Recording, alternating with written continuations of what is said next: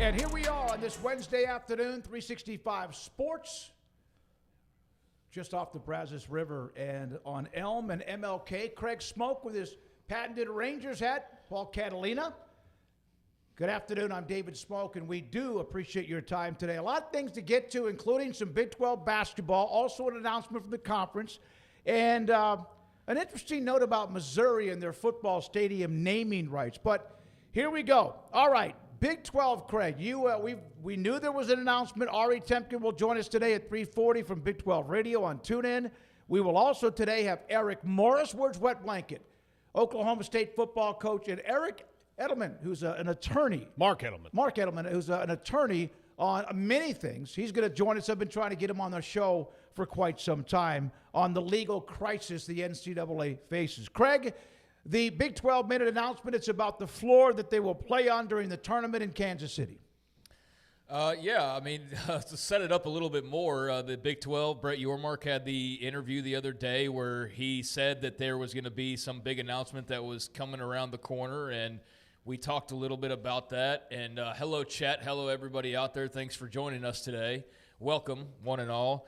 We touched on this and didn't really speculate too much, but talked about how maybe that announcement would be some sort of NIL-related thing, or perhaps it's a celebrity that's appearing at halftime or performing like Shaq Diesel has in the past and various others have. And ultimately, the big announcement by the Big 12 was that Brett Yormark is, bringing this state-of-the-art, technologically driven court to the tournament for the league this year, which has the capability of, I don't know all the details and the particulars technology-wise, but it's like glass floor. It can change the graphics, and it's something that I think we've seen the NBA dabble with before to varying degrees of reception. There's parts of it that I've definitely seen that people don't like. And there's also a lot of questions about, for example, the glass surface. Immediately, I saw no less than five people make the same Darren Peterson joke of, no way he's playing on some unofficial surface like this and risking anything.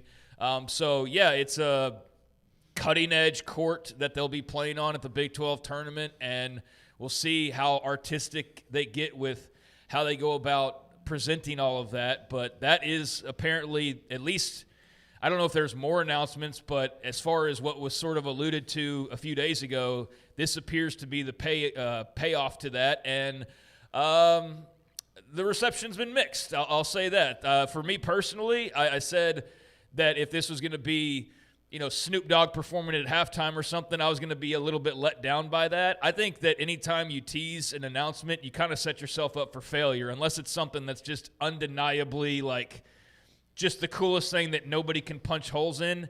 If it's anything other than the greatest thing ever, you're going to have people that get their dreams going and their hopes and their wishes, and they're going to have 3-4 days to speculate, and they're going to come up with everything but what you actually introduced today, which was this glass court. So, safe to say that there's something on typical Yormark, big talk, nothing delivered. There's some that think it's actually a very cool idea. I guess we'll see in the execution ultimately. But, that was the big announcement this court. It's a court that can go from BYU to Baylor to West Virginia to all the logos and the Big 12, and it's got lights and all that. But to have that announcement and then this is what it is, hey, good for them. They're doing something different. But, Paul, I was hoping it might be, and again, not really paying that much attention to it, that it would be some sort of, okay, you're also going to play for extra money, not just a trip to the NCAA tournament. It was not I just felt like it was not an announcement I felt I needed to wait 5 days for at all. There was not he could have just said, hey, we've got this cool court we're going to try out. That's all that it was to me. And look, the technology behind it's really cool. Is it an actual playable basketball court? I mean, that's in the eye of the beholder, or the players and the coaches. That's what I wonder about more than anything. You can flower this thing up all that you want, but at the end of the day, I don't care. Basketball's on a hardwood court. It's got the logos on it that does. This is, to me, kind of useless technology. It doesn't add anything to me as a viewer. Now, it might to other people, and that's fine for them, but I just want to see them be able to bounce the ball, run up and down the court, and I don't care that all of a sudden it could be like Mountain Dew. Yeah, it's called the ASB Glass Floor, state-of-the-art full LED video sports floor that will debut at the men's and women's tournament at T-Mobile in Kansas City. First time ASB Glass Floor's LED court tech will be used for an official competition in the United States. And so they talk about like advanced innovation and new ways to enhance competition, fan engagement, and game day experience. It meets the modern standards of hardwood courts. There's LED tech beneath this plain surface that can allow for digital graphics that you cannot do on traditional courts. Vetted at the highest levels, used during events at NBA All-Star 2024, EuroLeague games, FIBA-sanctioned competitions. So this is about fan experience. This is about the broadcast. This is about – I mean, this is like basically a drone show for the court is what it is ultimately. It's a drone show. It's a fireworks show. It's nothing that – like really makes the game any different other than just what you're playing on. And so for me, I never got my hopes up to begin with because like I said, I just see far too often, it's like, we got something coming, man, I'm telling you what. And it's always like, you just let your mind race and nobody can help themselves to like keep it sort of lower. Like, oh, it's going to be like a new recipe or something. It's like, no, it's got to be like the greatest thing ever made. And I think for your mark, once he put this out there, people ran wild, as one will do. And so I don't know that anybody came across like there'll be an LED glass court that will change the way we watch this thing. So like I said, I've seen a bit of a mixed reaction. If it goes off and looks cool, then that'll be something that maybe gets talked about and gives them a little bit of love. But, yeah, it's not game-changing or earth-shattering in the way that maybe a lot of people thought it would be. LED is pretty cool. The lighting and all that's pretty cool. And the video that they put out when they announced it earlier today was pretty cool. But a lot of bells and whistles, a lot of glitz and glamour. And someone in the chat actually said that there might be, and I don't know, it might be more injury preventative. The floor. Well, I don't know how, but thanks for the note on that. I hope so, and I hope they don't just work for the company that makes it. No, this is from 365 Sports Glass Floor ASB. Yeah, I was going to say Chris, CEO of ASB Glass Floor, said that in the chat. No, I mean I didn't read anything about injury prevention. The only thing I saw about injuries was a bunch of people saying, well, Darren Peterson's definitely not going to play on some glass court if he can't play on regulation courts. He's too worried about injury or aggravating an injury. That remains to be seen. Obviously, I think it's cool. I don't think it needed a tease. I think if you were trying to introduce something that's like kind of a surprise and cool, then you should have just not said anything. And I know he probably just got excited about it, and so he says something, probably not thinking much of it, and then all of us go, like, what? And then you start to, again, let your mind race on what it could be and all of that. But I think had you just, like, dropped this with no tease whatsoever, then people would have been like, all right, that's cool, or it's not, or whatnot. But the fact that you kind of teased that it would be this game changer, I mean, it is, but probably not in the way a lot of people were hoping for. So I'm interested to see how it looks. I think – it's just kind of like more makeup than it is it's like substance, if you will. And I think most people are there just to see the games and see great basketball ultimately. So as long as there's that, people will be happy, and then the rest of it can kind of take it for what you want to. You know how you can buy a refrigerator that you can get your email on now? Yeah, I mean, that's to me is this kind of technology. Like, okay, it's great that we can do things like that. But I don't want to get my email on my refrigerator. I just want to get a beer out of it. Well, here's an example of that. During each matchup, visual effects displayed on the court could include dynamic court designs, which I'm assuming that's like the driving factor here is the ability to do that. But it can also feature shot charts, interactive games for fans during timeouts, and immersive animations following key plays and moments. So I don't know how much of that we'll see on TV. For the folks in attendance, you can report back after your trip to Kansas City and let us know what that looked like. And I don't want to like poo-poo on this. I think it's nice to have somebody who's forward-thinking and trying to be innovative. I just think that when you tease something, then people's imaginations run wild. But I like being on the cutting edge and trying to do some things differently. I also know that I've seen the NBA do this as a cover for just their poor product of like, oh, look, it's a new uniform or it's a new court design. It's just to try to keep people's brains entertained. So I think you're chasing that as commissioners and league leaders nowadays as well. And I don't know how much that'll really enhance a Big 12 fan's trip to Kansas City, but maybe people go and they report back and they're like, that was the coolest damn thing I've ever seen. And in 5 years, everybody's playing on these glass floors.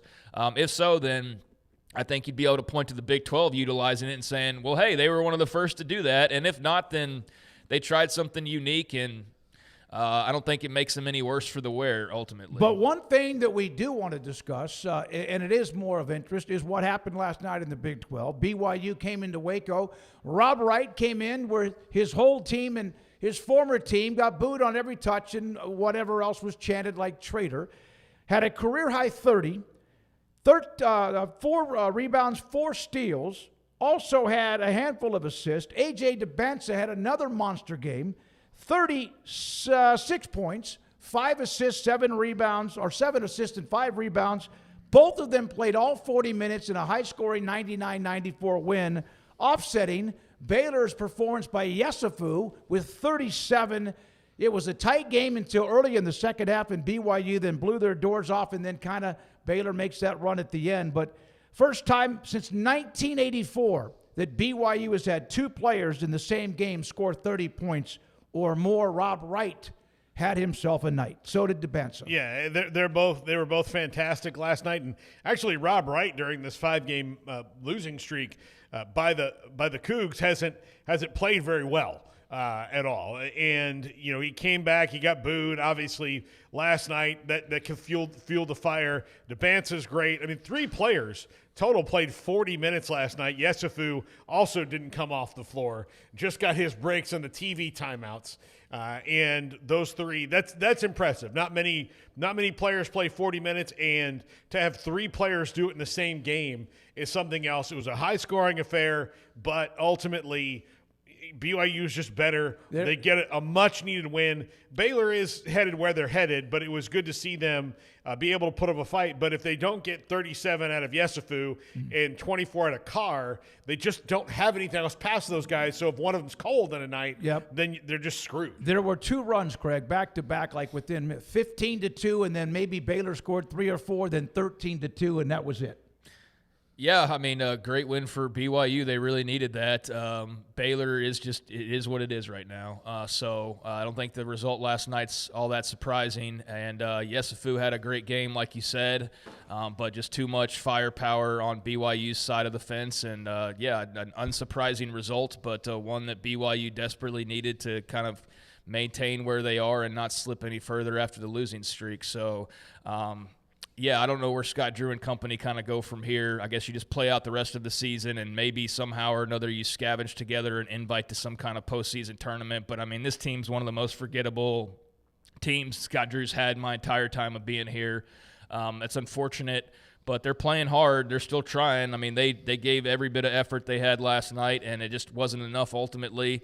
Had a great crowd from all indications that was pretty heated, as you can imagine, towards Rob Wright, but maintained their professionalism as a crowd and didn't create another BYU claims situation where it becomes about that rather than the result of the game, fan behavior. So I'm glad that wasn't a part of the story last night. It was just a good competitive basketball game, and BYU is the better team to the shock of absolutely no one. They put up a lot of points. By the way, DeBenza has 4 35-point games now this year, the most ever by a freshman's. Michael Beasley and Trae Young each had 5. Durant also had 4. He is about to be in a different level. I did PA for one of those games where Michael Beasley went off in a loss because of Aaron Bruce bombing threes for Baylor, but it was here. He and Bill Walker, if you remember Bill Walker from Kansas State, had a great night that night. It was the weirdest stat line ever. Michael Beasley had 40-some-odd points. Bill Walker had 30-some-odd points. The rest of Kansas State and Frank Martin, who was hilarious. Like the whole night when you're sitting on the floor and Frank Martin's 6 feet away from you, the things he yells out are hilarious, even though he doesn't mean them to be, because those two scored, and it was combined 8 points from the rest of the Kansas State team, and Aaron Bruce had this huge game, but I was doing PA that night for one of those Michael Beasley games. For Baylor on the way out, they have Louisville in a very random, weird non-conference game in Fort Worth on Saturday against Louisville, which is going to be tough because Louisville's getting better and better as the season goes on. And then they have an opportunity to they should pick up 3 more Big 12 wins down the stretch, because they should beat Kansas State, they should beat Arizona State, and they should beat Utah, but they still have Arizona in the schedule, UCF on the road, and UCF is really, really good. They're a tough team. They're a tough out. Them and TCU, I don't want to play them if I'm one of these top teams in the Big 12. And then they got to go to Houston, which is not fun either. Speaking of TCU, they win last night. They scored the last 12 points to beat Iowa State, of course, in the top 10, win by 7. They scored the last 12 points. And here is TCU's, Matt Norlander had this, TCU aiming for the wackiest resume in men's basketball. They own wins and losses in all 4 quads, 15-9 overall. They've beaten Iowa State, Wisconsin, and Florida, the defending champions, but they've lost to UNO, New Orleans, Notre Dame, Utah, and Colorado. So that's going to be one of those that right now they're, the committee's going to have to struggle back and forth, but getting that win was huge for Jamie Dixon and also the Frogs. Emmanuel Sharp hit 9 threes last night. Houston won by 14 over Utah to continue with what they're doing. 10-1 Arizona, 10-1 Houston, 9-2 Kansas at the top of the conference standings. Well, the Iowa State loss clears things up somewhat, right? It creates a little bit more of a separation there for those teams that are kind of jumbled. So they take another loss, and that was notable for those all in that race. And I think a bit of a shocker for Iowa State to lose that game.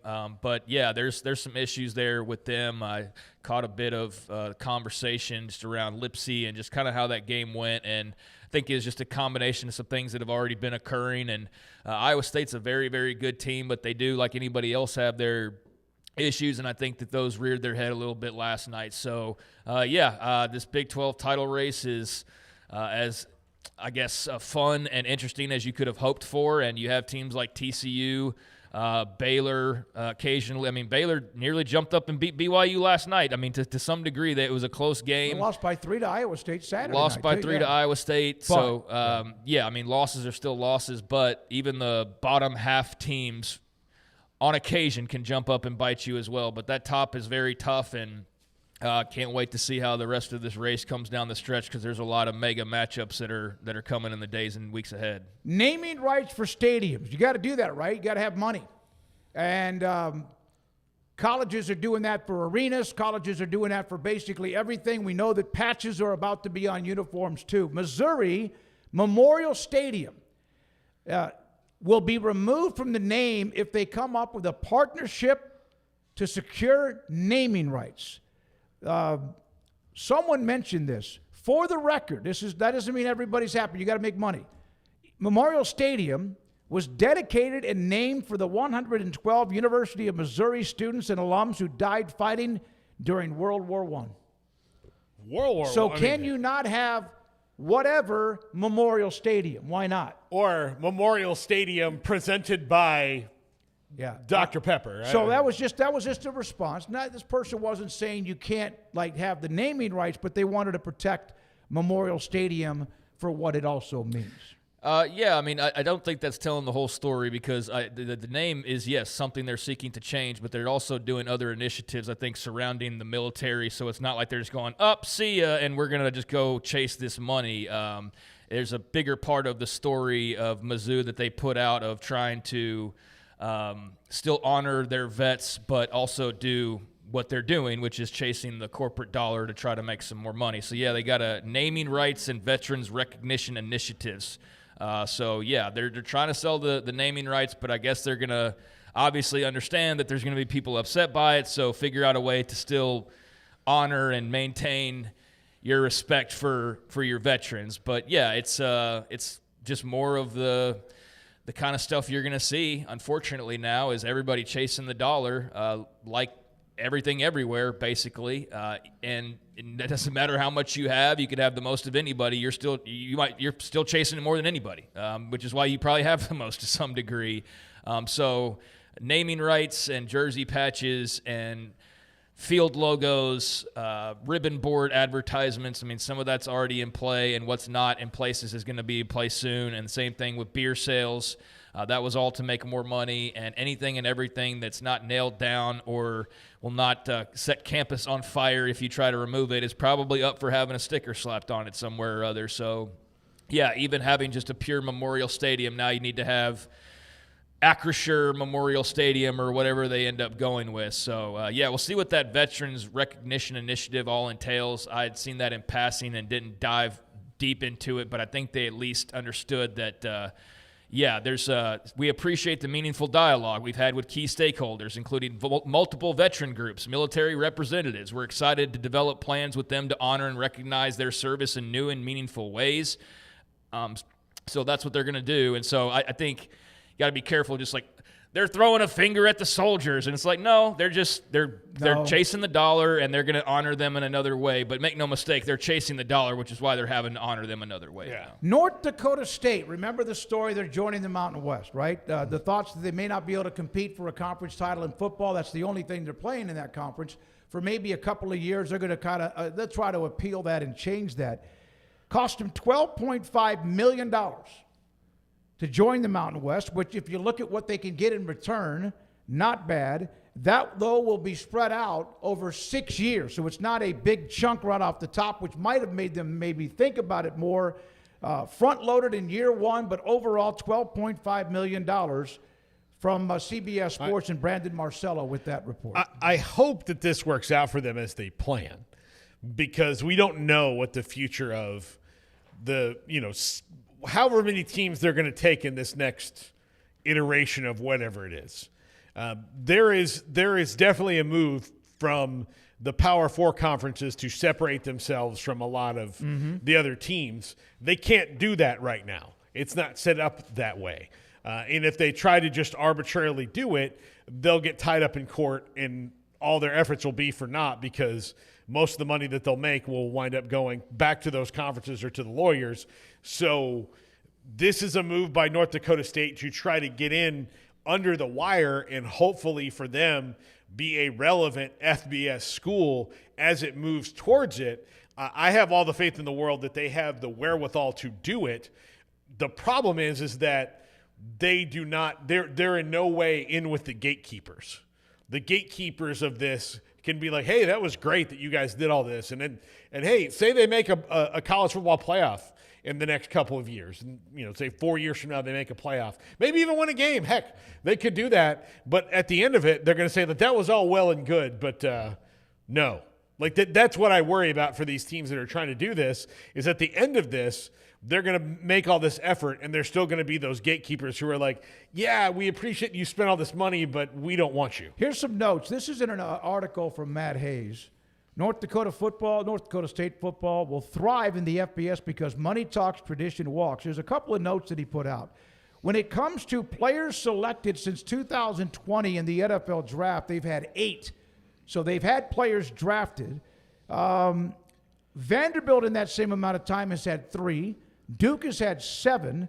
And, oh, by the way, he always continues to say Indiana won the national championship 2 years ago, or even last year, or even 5 or 8 months ago, we would not thought was possible. That North Dakota is loaded with oil inside their state and on the ground. And they have the 9-5 all-time record against FBS schools, including wins against Iowa, Iowa State, Kansas State, Minnesota. And then he said, to reiterate, now think about this. North Dakota State's an FCS school. FBS schools want to host them at home to make money. And in 21 years, they've been playing FCS football, Craig. The Bison have only played 14 guaranteed games because not many people are calling them because they know how pretty damn good they can play. Well, he's convinced me they should be allowed to make the playoff because they have a lot of oil. I understand that they're showing that they have some money and some backing, and they've had a lot of success. But, I think the waiver is a silly thing. I understand that they are going to do their best to try to get that waiver waived, and if they're successful, then I would commend them for the effort and for getting that done, because I think people thought it was silly when JMU had to deal with it, when others have had to come across this waiver, especially those like North Dakota State clearly thinks that they can compete right away, that they do think that they can do that and that they'll have the opportunity to do that and not have to sit out for some arbitrary sort of I don't know, what would you call it? It's not a waiver, but sort of like a temporary phase of going up to the FBS. I think that's really unnecessary, especially for a program that has proven that they can be very successful at a different level and has a lot of reasons why you think they can be successful at the next level. So, I don't agree with the waiver. I think all of the cherry pick stats and stuff is a great argument. People will read that how they want to. The oil thing's just funny to me. It's like, and we got a lot of oil. It's like, okay, well then good. You probably will have a lot of NIL. And so they sound like they're ready to compete, man. So let them compete. I don't get caught up, though, in like they're scared of the Bison and they like the big bad boogeyman. I think a lot of teams would not answer the calls because we've had their coach on. Are they scared? No. But they are a team that not many people contacted to play in a gimme, here's a bunch of money game. Yeah, I think in an era where you can only afford to lose a couple games, you don't want to play North Dakota State in week 2 if you don't have to. Yeah, that's just smart calculations. And so, they're right about that. I think when you see the fans like they're scared of the Bison and the FBS, I don't think anybody's scared. I just think it is a very exclusive club and it is limited invitation. And so the good news is that whether the waiver gets passed through or not, they are going to have the ability to show that here in the next couple years and to show what they can do. And I'm looking forward to it, man, because, again, from all indications, they are as well set up and they've been as successful as anybody, even more so than JMU. So you see what the Dukes did. You can't say, no way North Dakota State would make the playoff in their first couple of years. They very well could. And so, they need to fight for this and see if they can't get in there as soon as possible to start making some noise. Yeah. They have the third largest oil production state in the country, teaming up with new private NIL world as well for college football. Maybe there's a chance. He kind of compares that to what Tech did in the last couple of years with what they did to start to fund their football with Cody Campbell and company. I think when it comes down to people scheduling them, I think it says more about what you think your team's going to be in the next couple of years when you tell them I don't know, we might be in a transitional phase and the last thing I want to do is set us up to lose to an FCS team, and then my plans of this young coach that I really like, hitting the ground running. And of course now that's all changed, but I think in the past you didn't want to schedule North Dakota State because you'd seen them beat teams like Kansas State before, and you're not afraid if you're Alabama scheduling them, but if you are, again, a team like Kansas State, so Kansas State loses to them and you're, say, Maryland, are you going to say, the juice may not be able to squeeze here. We're trying to get something going. And the last thing I need is all the fans mad at Mike Loxley because we lost to North Dakota State. So I think that says more about where you think you are. And, of course, now, everything can change in a year. So I don't think it's going to be the same when it comes down to scheduling, because you're going to schedule someone 5 years from now, and then in a year your roster is going to turn over, and you'll be, I couldn't have planned for this. But wins against K-State, Iowa State, that rings a bell in the Big 12, plus Iowa. They're not easy to beat no matter their offensive issues at times, but they haven't lost a lot of games at all. And then Minnesota with P.J. Fleck as well. The draft part, I didn't realize that, but Carson Wentz and some others, 8 players drafted from North Dakota State. They're really good. They're really, really good. And so that's just an article from Matt Hayes if you want to read it. Yeah, I think that they are making a smart move ultimately. I think that they are well prepared for it, as we talked about the other day. I think they're fully capable of coming in and perhaps being the next James Madison and making an early run to the playoff, or in that same vein, so to speak, and there's every reason to believe that they can go and hang at the next level. So, like I said a second ago, good news is we'll see soon.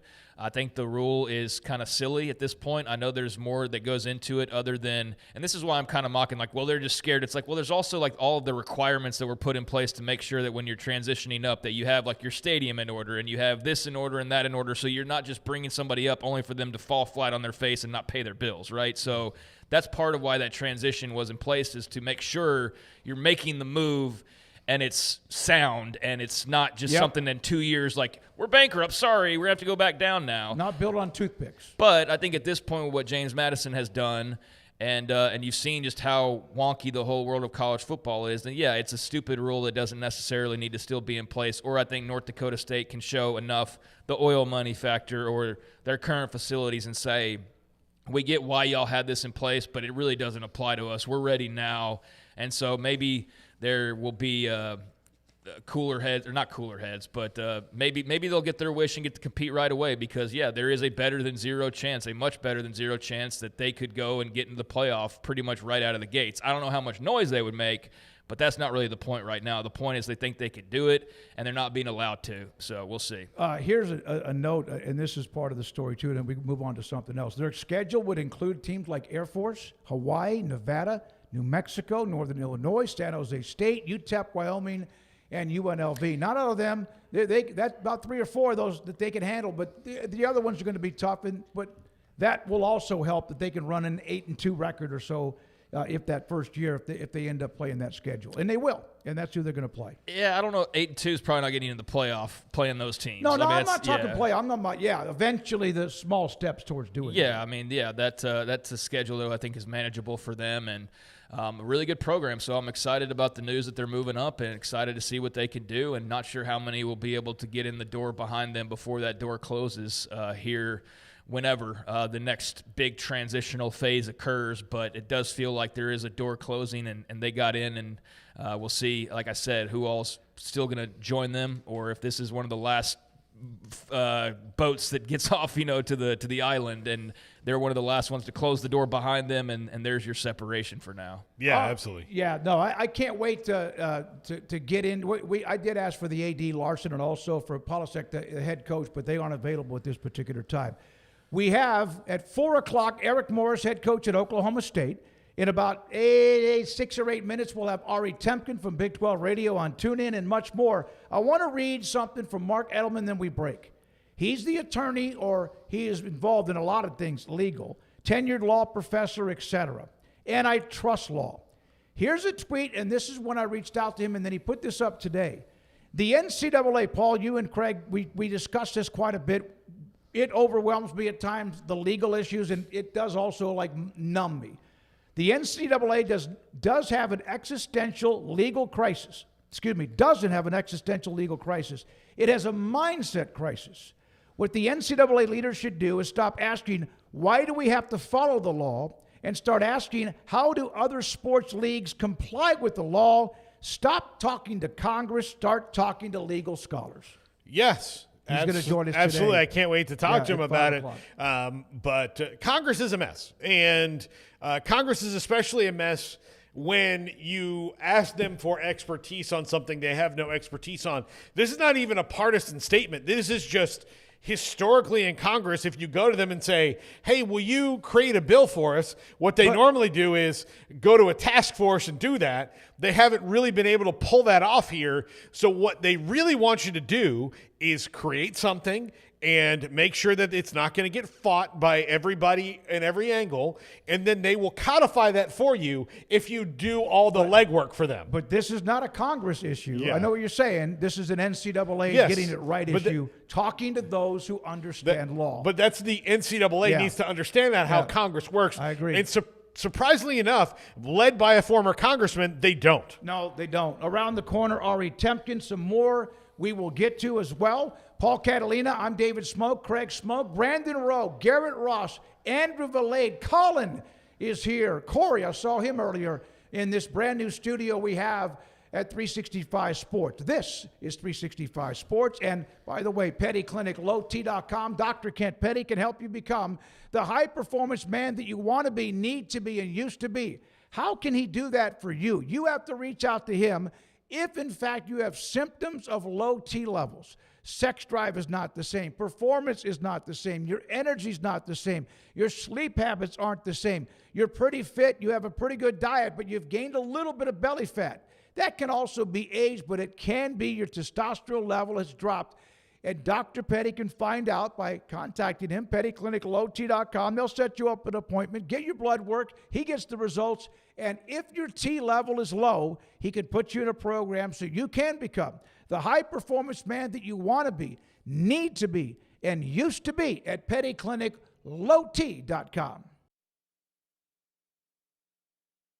My go-to guy. Can you fix my smartphone? Yes. Do you have car batteries? Yeah. What about golf cart batteries? Of course. Battery from a G-Fob? Absolutely. My boat? Huge variety. Toy boat? Sure. Motorcycles? You bet. My apartment building? Whole building. Do you have batteries for my party lights? Yeah. Batteries Plus, the experts in charge. Save big during the Start Something New sales event at Allen Samuels Dodge Chrysler Jeep Ram in Waco. Drive a new Ram 1500 Lone Star Crew Cab with $13,000 off or choose 0% financing. Get a new Laramie Crew Cab 4-wheel drive with 3.9% financing for 72 months plus $15,000 off MSRP. Explore in a new Jeep Grand Cherokee Laredo starting at $31,990. Happening now at Allen Samuels. Come by. Let's be friends.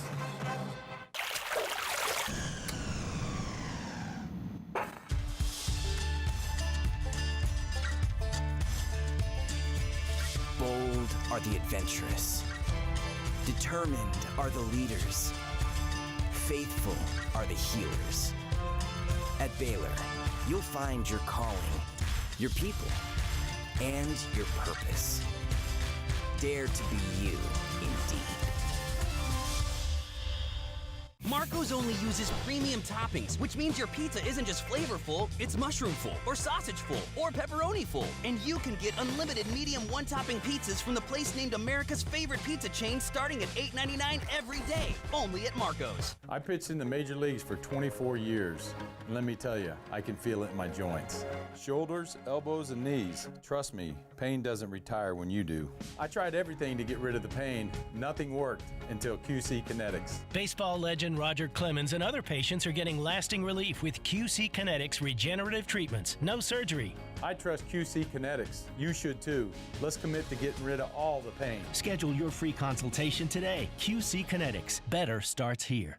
You got batteries for my side-by-side? Yes. Replace my flashlight? Sure thing. What about my business? Oh, good one. 100%. Batteries for my fleet of trucks? Gas floor scrubbers? Yes, and fire panels. We have pallets of batteries. Well, what about... As your go-to guy, if it needs a battery, we have it. Well, that's all you had to say. Could have led with that. Batteries Plus, the experts in charge.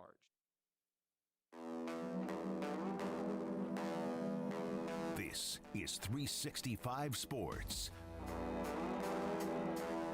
Here we go, 365 Sports on this Wednesday afternoon. Good afternoon. We appreciate your time. And we got three different guests today, including Ari Temkin from Big 12 Radio on TuneIn.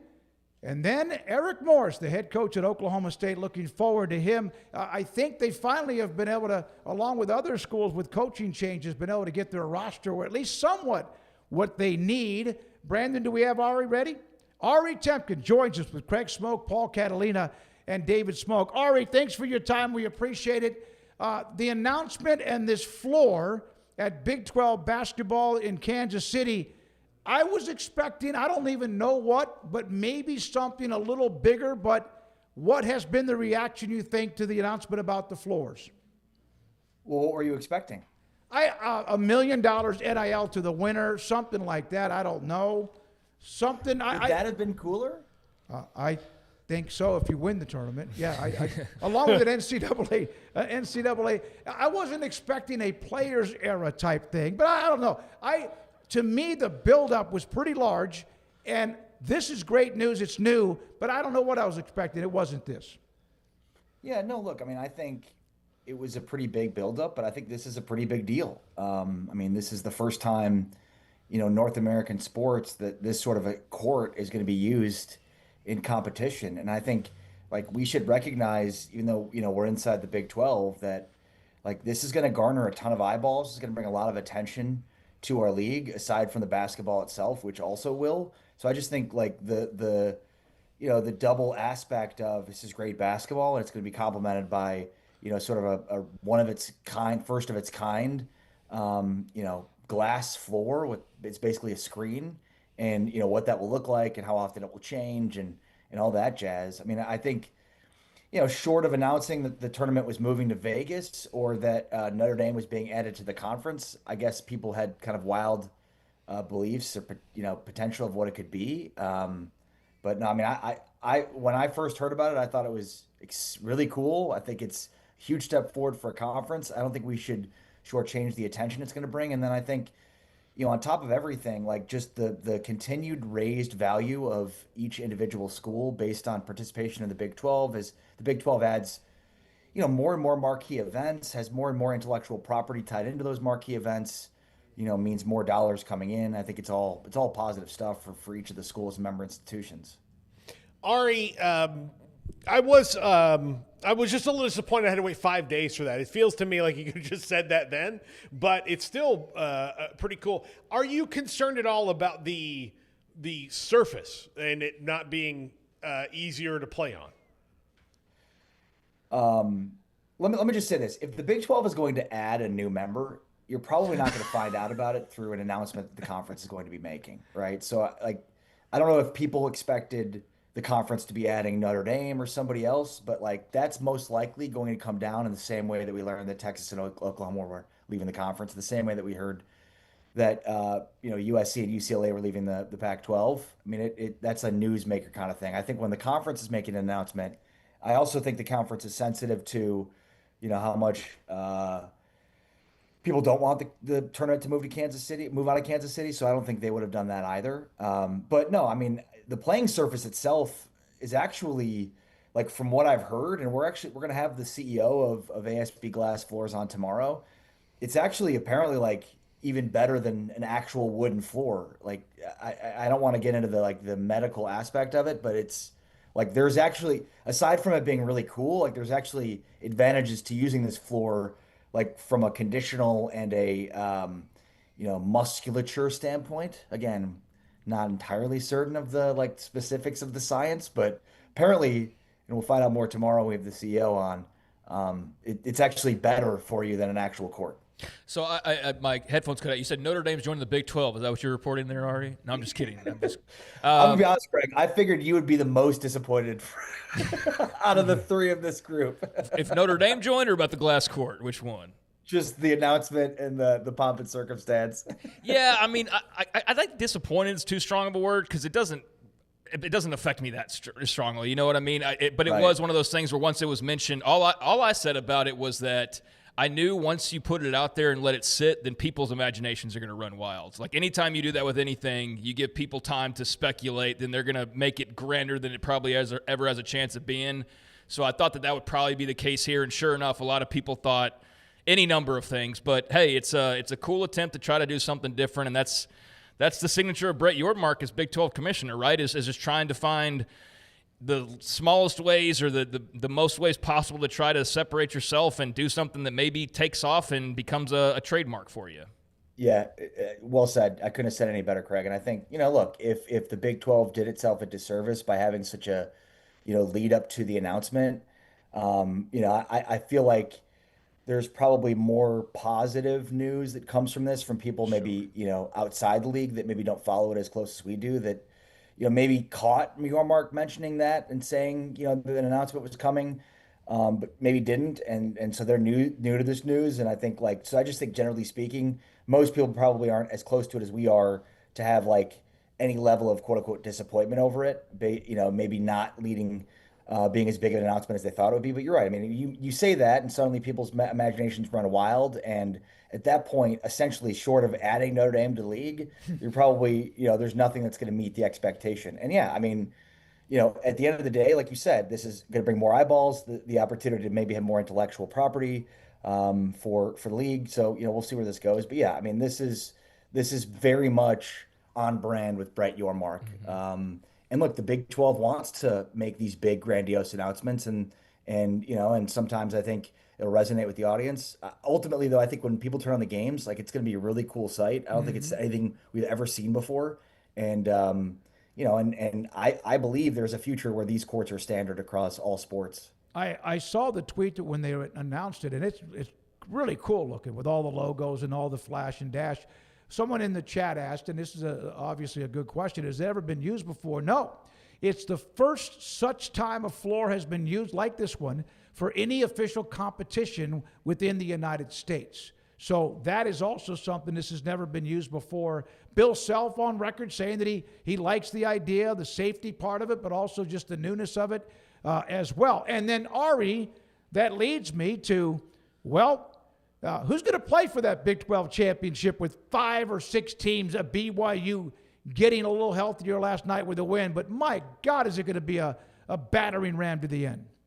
Yeah, and the Big 12 is kind of unique this year where it's very top heavy. Like I think the latest bracketology has 7 teams getting bids, and that seems short for how good the league is, but when you look at sort of the middle tier, that middle grouping, like they're kind of beating each other up, and it's like Oklahoma State has a win over BYU, which it's like, man, that's a great win. It's their first quad one win, and then they take a huge step backwards by losing to Arizona State. So, when you look at like that middle, TCU, West Virginia, Baylor, I'll throw them into the mix.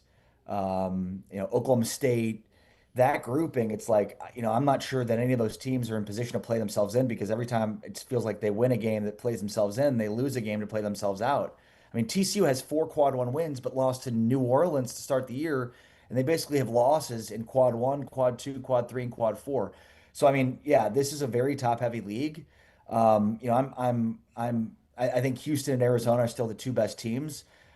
Obviously Kansas is there, but Kansas, as we know, at home and away from home could be different, especially without Darren Peterson. I'm just not going to continue to play this game with Peterson with like the whole, well, if he's healthy thing, because I just think everybody needs to recognize that if you're filling out your bracket, when you're filling out your bracket, I would just factor in that in the last, in the biggest moments of the biggest games of this tournament, you should expect Darren Peterson to not be on the floor for Kansas, because I can only go off of what I've seen, and so far that's what I've seen. There's just a dude playing for the name on the back of his jersey, not playing for the name on his front of his jersey, and I'm sick of it. The dude is incredibly talented. He is unquestionably the number 1 pick and should be, and either he's very easily hurt, whether it be the 3 times he's had the flu, the quad, the hamstring, the ongoing cramping issues that he's had. And that's a red flag for NBA teams, or it's the opposite, which is, he's sandbagging. He's not playing to his fullest ability. He's, he is just playing as much as he wants to play. I don't know that either of those speaks well for his future trajectory, but probably the injury piece more so than anything else.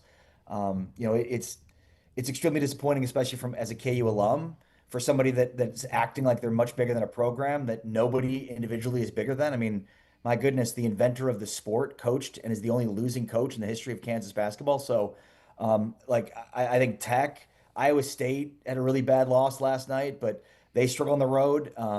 So, yeah, I mean, I think when it gets down to it, Arizona and Houston are probably the 2 best teams, but let's not count out Texas Tech, Kansas, BYU, or Iowa State, because I think the 5 best teams are clearly identified right now across the Big 12. Ari, yesterday I said this when it came to Darren Peterson. I think he's 90% of the dog that everybody else on that team is, and it's that 10% that rears its head where the slightest bit of adversity, he kind of is like, all right, well, I'm not feeling well, I'm not going to play. And that's what throws it to me. I don't think it's as nefarious as people think, but I also don't think it's as pure as hard as he would like to make it. It's somewhere in the middle there. I think that's fair. And look, I mean, I the reality is, like, there was a bunch of fans at United Supermarkets Arena screaming expletives at him at the foul line, and he hit 2 big threes to tie it and win the game against Texas Tech. So he's got some dog in him, like there's some killer in him. There's no doubt about it. But I just don't know how to reconcile that with the reality where, you've got a big Monday game against the number 1 team in the nation at Allen Fieldhouse, which is going to be an absolute frenzy. And you're like, yeah, I'll pass. I just think I don't know that any of us can understand that. And competitors would probably say the same thing, injuries or not, flu or not. It's one thing after the other. And it is a clear lack of commitment to the team. And it almost feels like the psyche of the team goes in defense mode when he's not playing, to the point where like they almost play better because there's a greater attention to detail. Now their ceiling is much higher with Darren Peterson. Don't get me wrong. But for me, like, just the not understanding or knowing when he's going to be available. Is he going to play today? Is he going to play in the second half? that's got to be a killer for inside that locker room. And look, nobody's to blame but Kansas and Bill Self themselves. I mean, Self recruited him. He had to know that this was a possibility. Kansas is very much in on the number one recruit in next year's class, and Tyron Stokes. And as the rumors go, there's a similar dynamic here.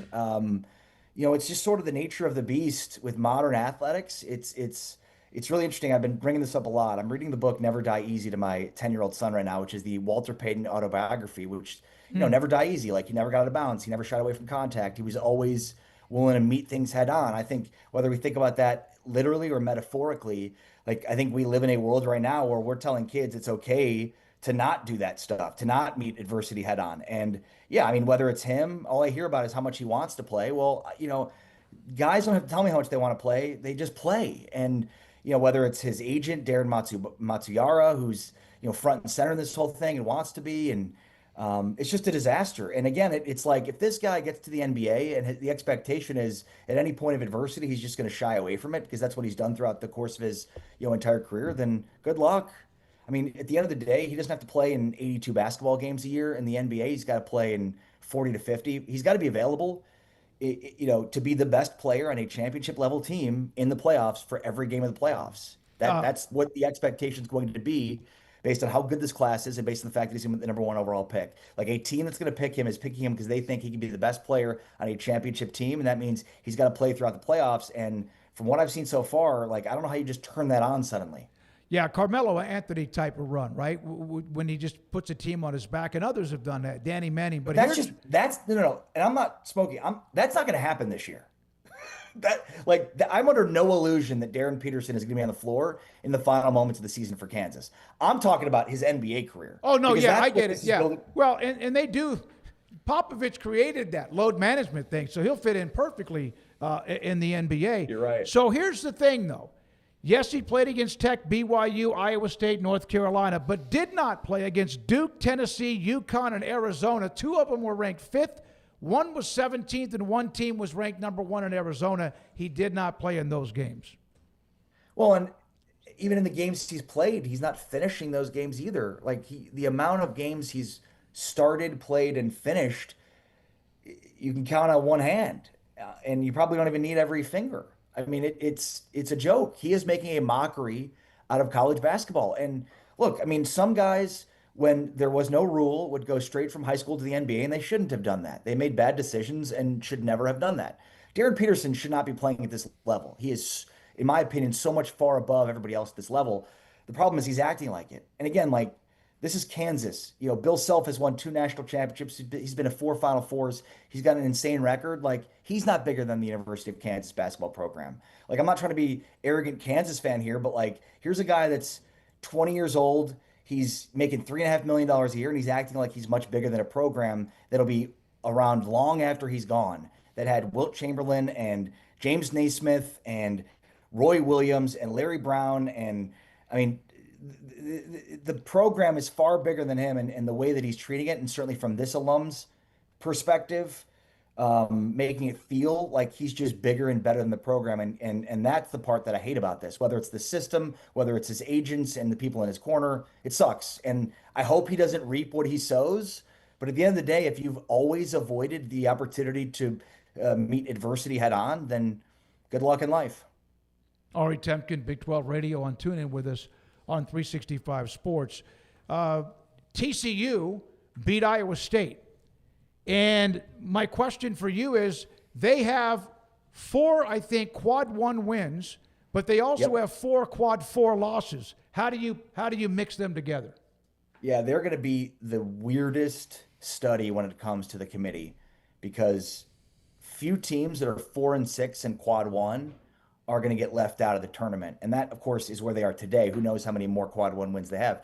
But they lost to a horrible New Orleans team.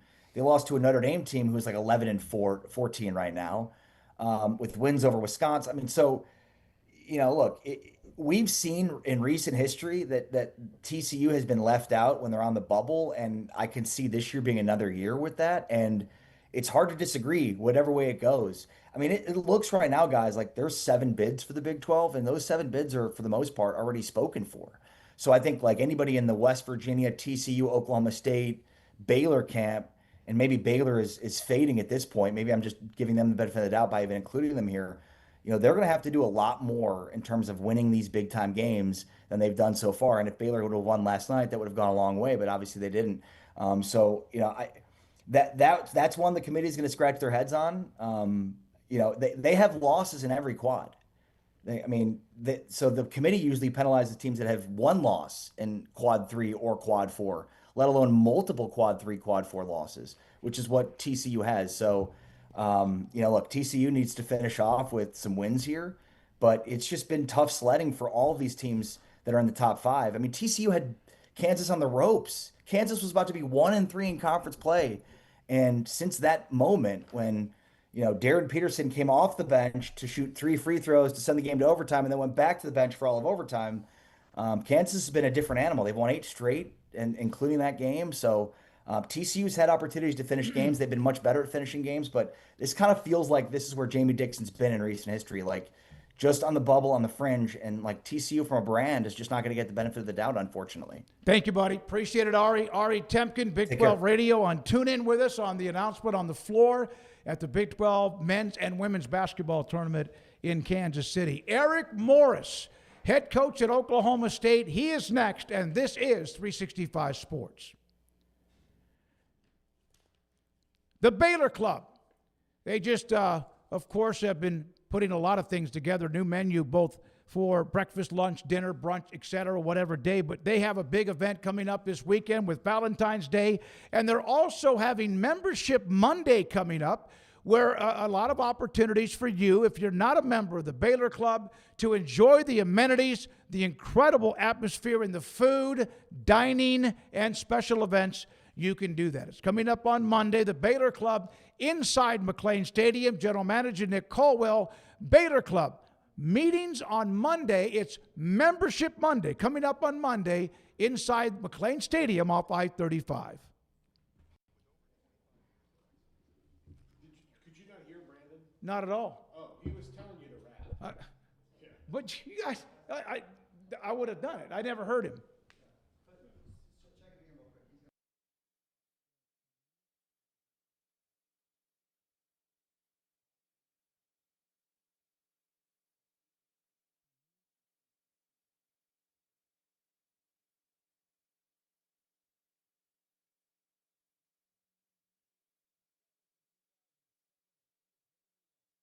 Bank Central Texas is committed to helping families and businesses meet their financial goals. From their tellers to their board of directors, they know the importance of superior service and competitive products. Customers have confidence knowing that their financial needs are in good hands. It's your bank, Alliance Bank Central Texas, with 2 Waco locations, 4721 Bosque Boulevard and 191 Archway Drive on Highway 84, and at AllianceBankTexas.com. Member FDIC and Equal Housing Lender.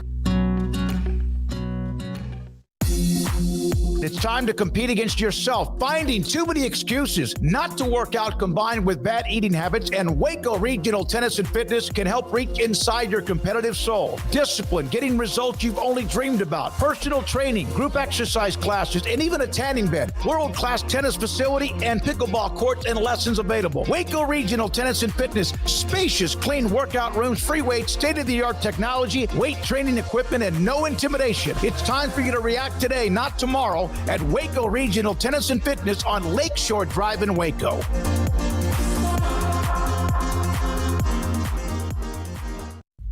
At BK Ford, we step onto the field every day for our customers.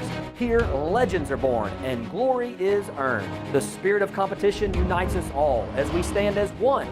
It's more than a truck, it's a passion. Get ready for the thrill, the triumphs, and the unforgettable moments that only BK Ford can deliver. Are you ready to experience better? BK Ford.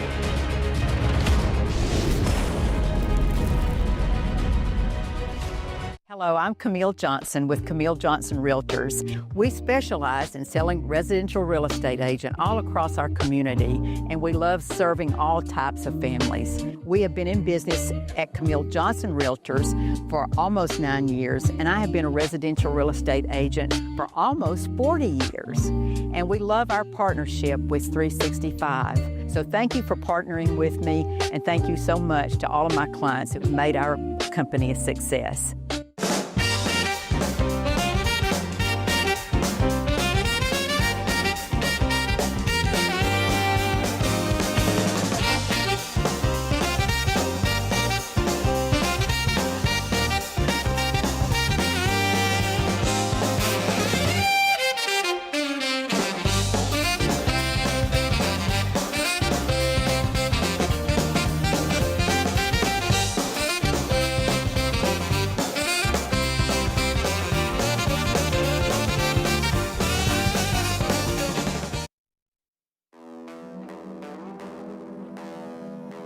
This is 365 Sports. Here we go, 365 Sports. As we start this 4 o'clock hour, we'll be joined in a moment by Oklahoma State football coach Eric Morris. Obviously has quite a bit to do and already has quite a bit that he's done since being hired from North Texas after the great run that they had this past year. We've had Eric on before, and when he was even at Washington State and Incarnate Word, and then North Texas, and now in just a moment we'll hear from him at Oklahoma State. Other than having to rebuild, and it gets a lot of influx from North Texas players, you wonder about some of the other priorities, and he joins us now. Eric Morris, the head coach at Oklahoma State. Eric, great to have you yet again with us. And how long was your to-do list, by the way, when you took that job? Was it pages upon pages or what? Yeah, we're still marking stuff off on a day-to-day basis right now, and so I think that's probably been the biggest difference. I mean, this will be my third stop as a head coach, and I think there's just so many different support systems and different mechanisms that we have in place here at the P4 level. I'm sure that's pretty much everywhere now, and so just getting a grasp of everything. Obviously, I still love coaching football and calling the plays on Saturday, and so for me to make time for both, there's been a lot of checklist. Coach, you brought a lot of players with you. I have a question just financially. Did you get a group rate on the moving company from Denton to Stillwater? Because you should have, absolutely. No, I didn't. And so, and obviously I think I've always prided myself. I'm a really loyal guy. And, and I think this day and age in college football, it's been hard for me at times being a coach at smaller schools and developing guys. And I've become accustomed to it. We were losing guys because we couldn't financially, be able to keep up with the times, and they had better opportunities to go and put some money in their pockets. And so I'd gotten over that fact, I think, the last couple of years, and I was happy for the kids that we developed, and they went on to new challenges and opportunities that they created for themselves. But for me, it's really important to bring our coaching staff here. And so, I basically hired, everybody that was on my staff at North Texas and brought them along, besides, my receiver/offensive coordinator job, who wanted to call it by himself. And he's earned that opportunity that went to East Carolina. So all those coaches obviously coming up right now. And then I think we ended up having 21 players that I've coached at one point. So I think 18 from North Texas. But then 3 guys that I coached previously before this that were either here. We had one guy that ironically, starting tight end 2 years ago, came to Oklahoma State. A center a couple of years ago came from Kansas, and then a running back came from James Madison. And so yeah, there's a lot of familiarity, and so I think that helps us not only have kids that know what we expect and know the verbiage and the systems on both sides, but also for us to set a culture in the locker room right now. I think it'll be very beneficial for us to have those guys with us. Coach, how would you describe that feeling after signing day wrapped up and the transfer portal closed, and you got what you were able to get, and you can kind of look around and at least take a deep breath for a moment and kind of celebrate what you were able to do early on? How do you feel about what you were able to accomplish so quickly? And again, how did you maybe not celebrate, but maybe celebrate in a way the fact you were able to get the guys that you needed to get and wanted to get? Yeah, we had a press conference, signing day, which I think we ended up signing 4 guys on the late signing period this year. And so was able to talk about the class that we brought in, for a bunch of local media here at 11 o'clock. And by 12:30, I was in a pickup truck driving to meet a buddy, Clay McGuire, who's a coach at Texas Tech, to go to a ranch that we usually do this after signing day. We get together with a group of guys and we go hunting and build fires and grill steaks and do some things and put our phones away for a couple of days. So we got 4 or 5 hogs and a couple axis deer down close to Menard, Texas is where we go every year. So that's what I did for a couple of days, and then spent the weekend going back home. I got a 10-year-old, a 5-year-old that I got to play dad and watch them play basketball over the weekend. That sounds like about as fun a trip as you could possibly have. That's you right. Get away, and then you mentioned without the phone for a couple of days too. So this day and age of college football, changes are happening with coaches, the players, etc. It's mass every direction. How much did you learn at North Texas at how to do what you're doing at Oklahoma State when it comes to managing the roster, because you lost players when you were there? Yeah, I think that never to be emotional, I think. And then I think if you're really diligent, I think there's enough good players to go around right now. But I do think that you need to be diligent. It happens so fast, especially with one portal. This year was a little bit unique, I think, just because, a bunch of these big schools, I think they knew that they had the opportunity to go get guys in the second portal one way or another, whether it's, tampering or finding ways to get kids into that second portal with a financial, carrot hanging over their heads and being able to entice them with something. And so, but nowadays, I think it's going to help college sports. There is one of them, but in that, 2-week period, you got to be able to process a lot of information really fast. And for us, like, I'm a guy that still likes to pick up the phone and call. And if we're going to commit, especially financially, to somebody right now to come in here and expect them to do a job for us, I want to know everything about them. Not only watch their tape, I also want to know their injury history. I want to know what kind of human being they are. I want to know their practice habits. I want to know their injury history. I mean, there's so many things I want to figure out in a short amount of time. And so I think our coaches did a phenomenal job at going down a checklist and finding out the guys that fit our program right now. And obviously, I think it did help that we were able to fill some gaps with some of our North Texas players. But at the end of the day, like, I know, like, we needed to add a lot of talent around these guys to be able to compete for a championship right now. And so, the cool thing too is I thought, the kind of the three, they called it the 3-headed monster here at Oklahoma State, just our 3 big ones, and our running back, Caleb Hawkins, our quarterback, Drew Mestamaker, and our receiver, Wyatt Young. I think getting those 3 guys send a lot of comfortability to the rest of the guys that we're recruiting, that, hey, we're gonna have some really good football players on this team, and be able to fill some holes. So obviously, the fronts are the hardest thing, I think, this day and age, to really put together year in, year out. And you got to know as a head coach, like, you're building a roster for basically every year, and it's year in, year out basis. And so not getting too attached or getting too emotional about some of the decisions that either we make here for the best interest of our team, or what some of these kids make as far as going to different opportunities. And so I think we found a good little niche. We love to go find players that have played a lot of football somewhere. So snaps gained somewhere is the most important stat that we look at when we're recruiting players. And I don't care if they played at the University of Mary Hardin Baylor, or if they played at a junior college, or if they played at Shepherd College on the East Coast, or if they're coming from an FCS school, a Group of 5 school, another P4 school. I just want them to have played football somewhere so I can really evaluate what their skill set is.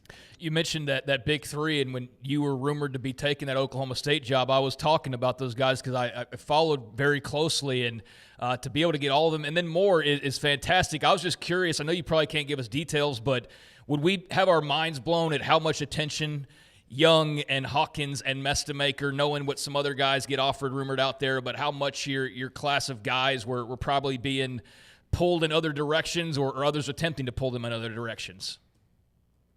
Yeah, I mean, all three of those guys, I mean, you can name pretty much every blue blood in America, and they were in contact with at least one, if not all three of them. And so, I think that was one thing. I mean, trust is something that I think is super valuable in sports in general. And I think that the one thing that's interesting about all three of those guys is none of them were highly recruited out of high school. Really, we were the only opportunity that they had, and that was a year.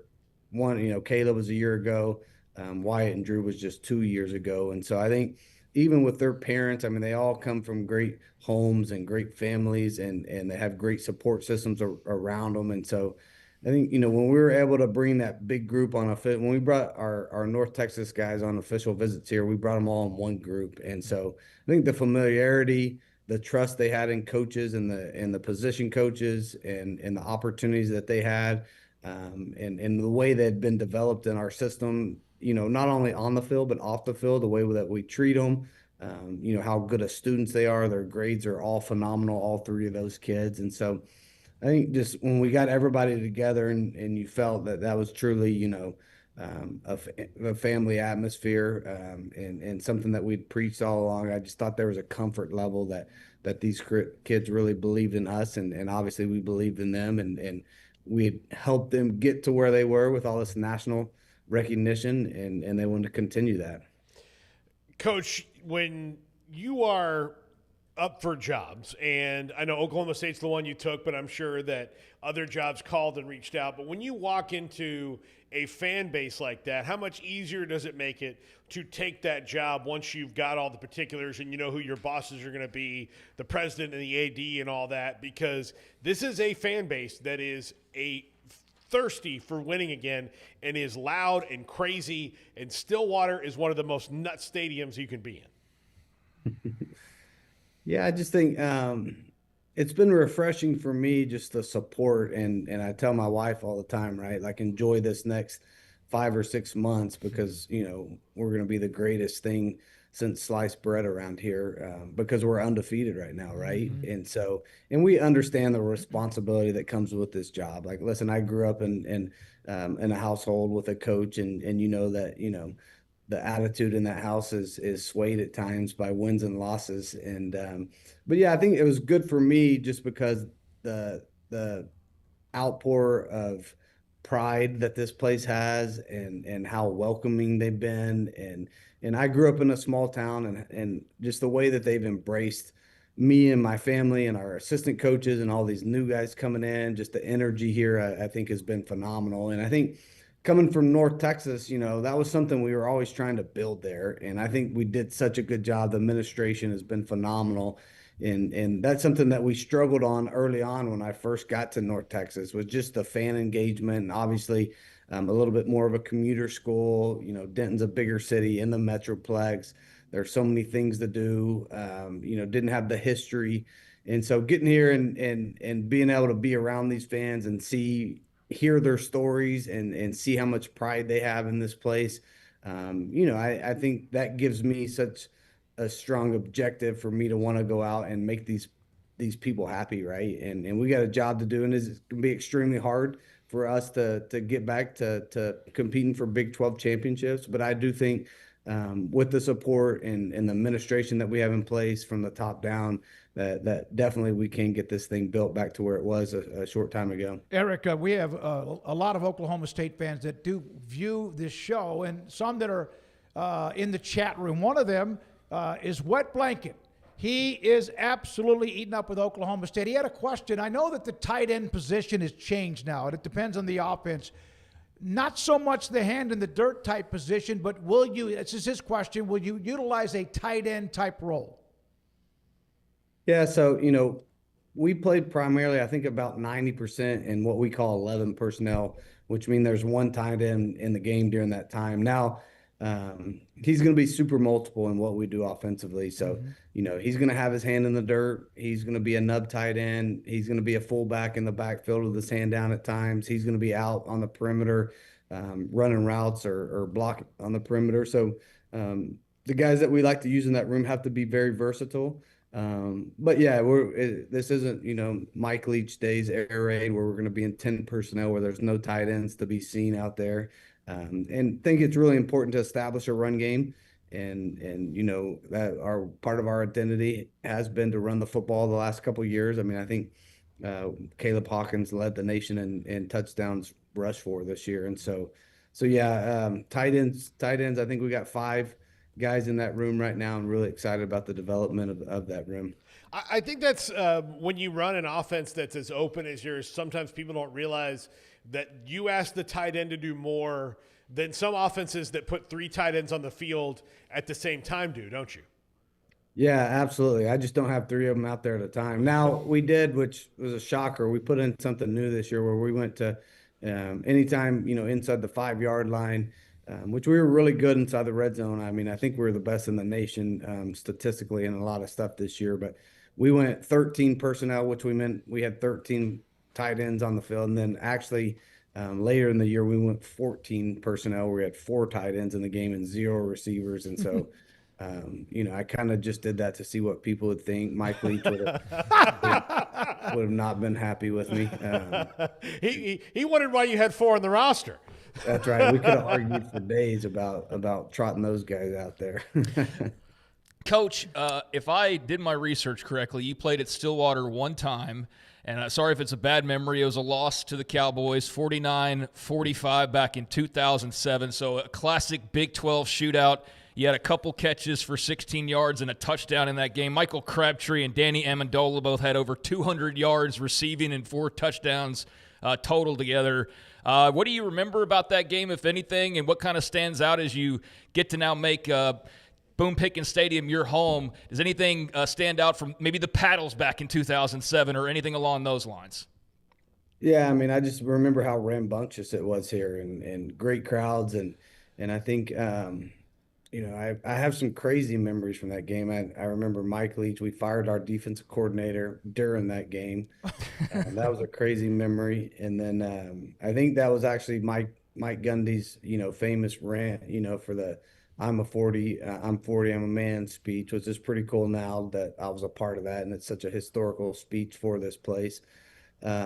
And so, yeah, I remember the touchdown is also a funny story. So Mike Leach was actually really mad at me on the sideline after the touchdown. Me and Graham Harrell both, because we signaled everything, with hand signals. And so we kept running double slants to the field. And Graham Harrell told me, hey, the next time I check a double slant, I want you to run a slant and go, because they know the signal, they're jumping it. And so sure enough, it's 3rd down and 4, going in to score a touchdown about the 15, 16-yard line, and he checks double slant. So I run a slant and go, and verbatim, they knew it. They were calling it out. He broke on it.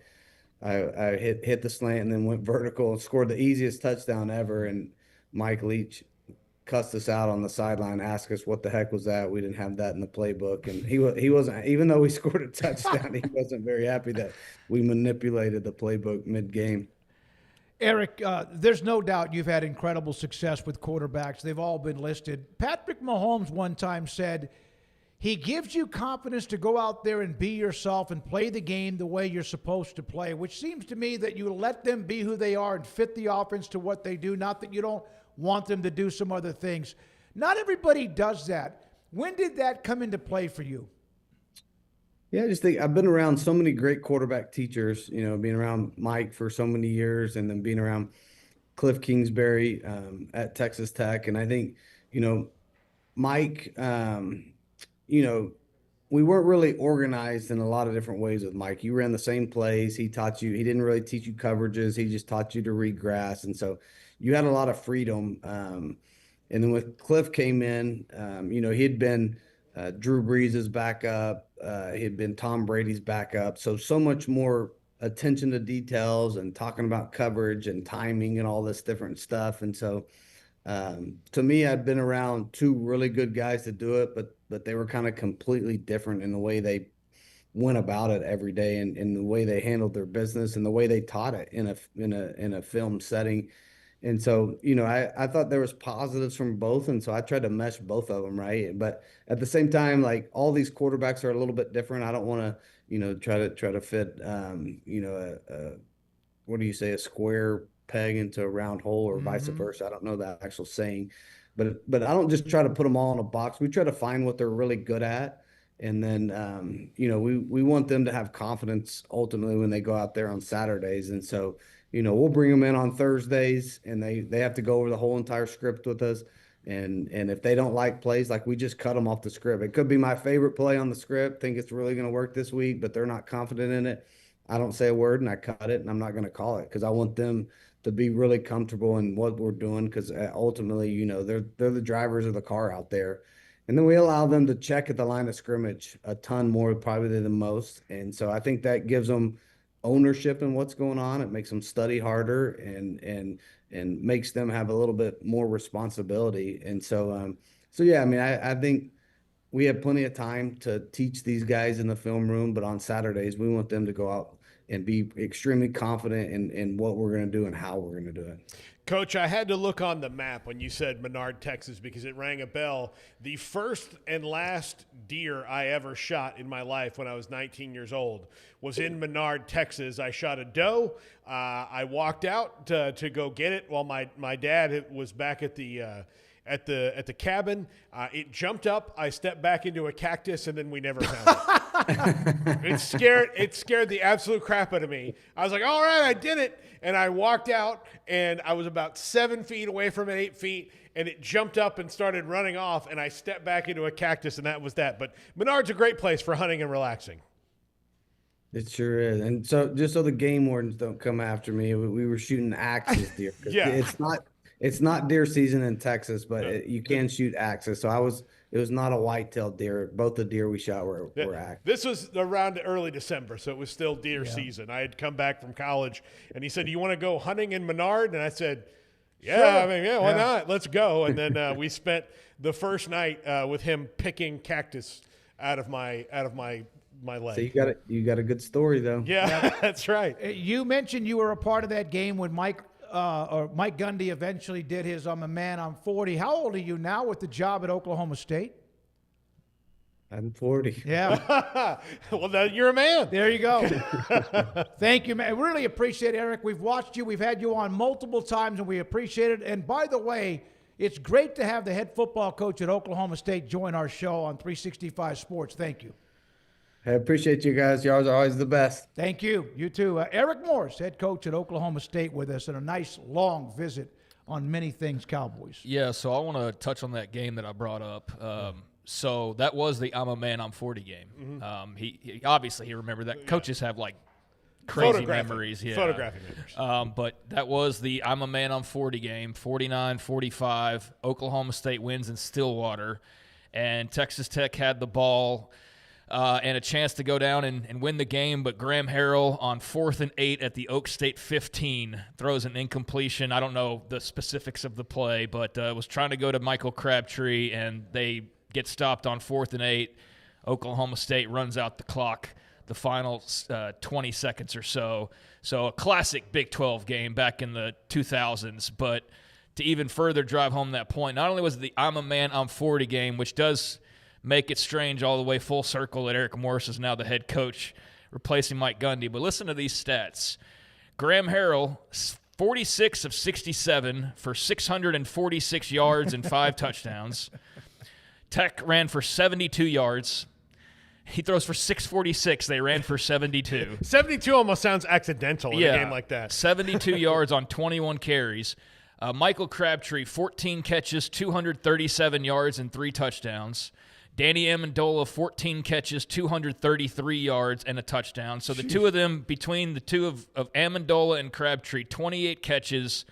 That's 470 yards and 4 touchdowns, just those two. Eric Morris had the 2 for 16 and 1. And on the other side, you had total opposite, really. Zach Robinson, remember him? Oh, yeah. 16 of 32 for 211, 2 TDs and an interception, but they ran for 366 yards and 4 touchdowns. Dontrell Savage had 130 and a score. Zach Robinson, the quarterback, had over 100 yards and 2 scores. Kendall Hunter had over 100 yards. And a touchdown. Was he East Texas? Was he John Goddard? Yeah, that's a great player. So, yeah, you had on one side 646 passing yards, and the other side you had 366 rushing yards. You had 3 100-yard rushers on one side, 2 200-yard receivers on one side. Like, you could keep going, but that was the Big 12 in the 2000s, man. It was like that a lot, and especially with Texas Tech and Oklahoma State playing one another. So, yeah, what a game that was for sure. Yeah, that always reminds me of that Tech-Oklahoma game with Mayfield and Mahomes, who put up massive numbers. I didn't know that those numbers were the way they were. By the way, his dad, Ray Morris, was a basketball coach at Shallowater, was there 23 years, won nearly 600 games in basketball. So coming from a coaching family, really appreciated that backdrop he had, by the way. That was also Andrew said really he looked like nice. he's in a layer. Yeah, a it was secret really, layer. really Which nice. That sounds like, or looks like, I should say, that it's one of those things that they get in there and they start sprucing things up, and you go like, what do we need? We need an interview area, and we need to, and yeah, they did a good job with that. Yeah, it looks awesome. Looks cool. Thought that was great. Thank you very much to Sean McGuire setting that up for us at Oklahoma State to have Eric Morris. Wet blanket may not be the same. Appreciate you, buddy. Appreciate all the Oklahoma State fans. Hope you enjoyed that segment. And this is 365 Sports.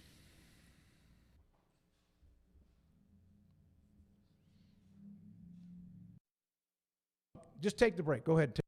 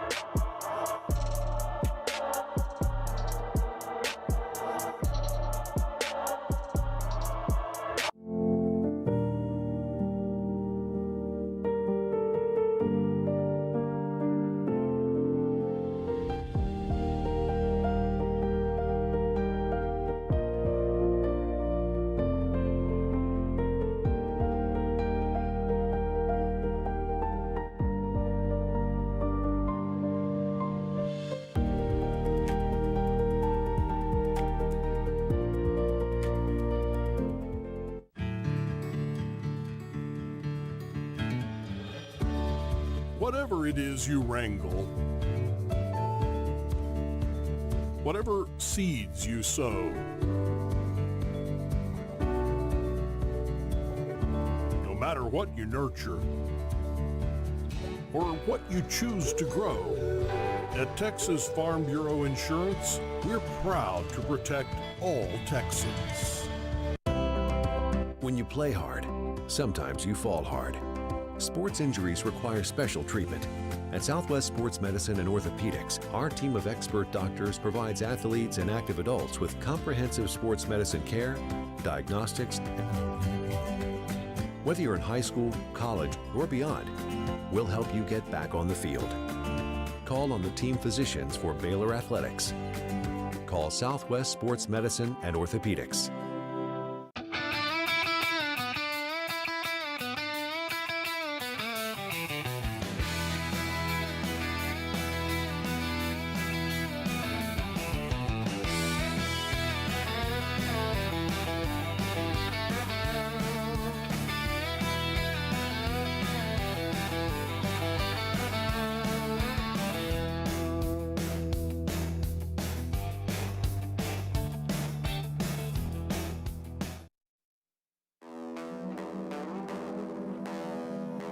This is 365 Sports. 365 Sports, I'm David Smoak with Paul Catalina and also Craig Smoak. Guys, your thoughts about Eric Morris? And I appreciate the question about the tight end position, which he was fun about that, and also that they do him, that Mike Leach wouldn't like how many he has on the roster, et cetera. But anything in particular, I love the way he talked about. He's had players leave where he was. He's also then been a part of taking some with him. And he had everybody from North Texas on one weekend trip, which to me, that made a lot of sense. Yeah, I think that it's interesting to hear him talk about that, in that now he's at a place where they're still going to take players, but he doesn't maybe have to worry about it quite as much at Oklahoma State as you do at North Texas. And I do think that if any team's going to hit the ground running in the Big 12 because of his ability to just kind of move most of the team up there. They're going to hit the ground running. They're going to be a team that's going to be reckoned with. Big 12 title worthy, don't know. We'll have to see them all play, but I do think that they're gonna take some chunks out of people. I think they've got more talent than North Texas ever could have imagined having put together, and I think they are one of the more talented group of 5 teams. I think if they come into the Big 12 and they just start winning with mostly a North Texas roster, that's going to be pretty jarring for, I think, a lot of Big 12 fans. But I think that they've got the talent to do that and the coaching to do that as well. So I didn't really take anything in particular away from that. I knew we couldn't delve too much into it, but I would have been fascinated to know what they were having to fend off when it came to Mestemaker and Hawkins and Young in particular, and what kind of money we're talking. Because if Brendan Sorsby and all these guys are getting offered $4 or $5 million, Mestemaker was in that ballpark. No question. He was definitely in that ballpark. So kudos to the Oklahoma State fans for stepping up and getting all the talent that they needed to get. But I think it would have been a fascinating look to kind of know, all right, Georgia just called Caleb, and now Florida's on the phone with Wyatt, and like what all they had to do. And luckily, it sounds like it wasn't too much of a fight because they all had that relationship, and that's why relationships are so important and they matter. And they could end up leading to a Big 12 championship for Oklahoma State in the next couple of years because of those relationships. But, yeah, I just think that they've got a guy in charge who is a great rising coach that's very well respected and that knows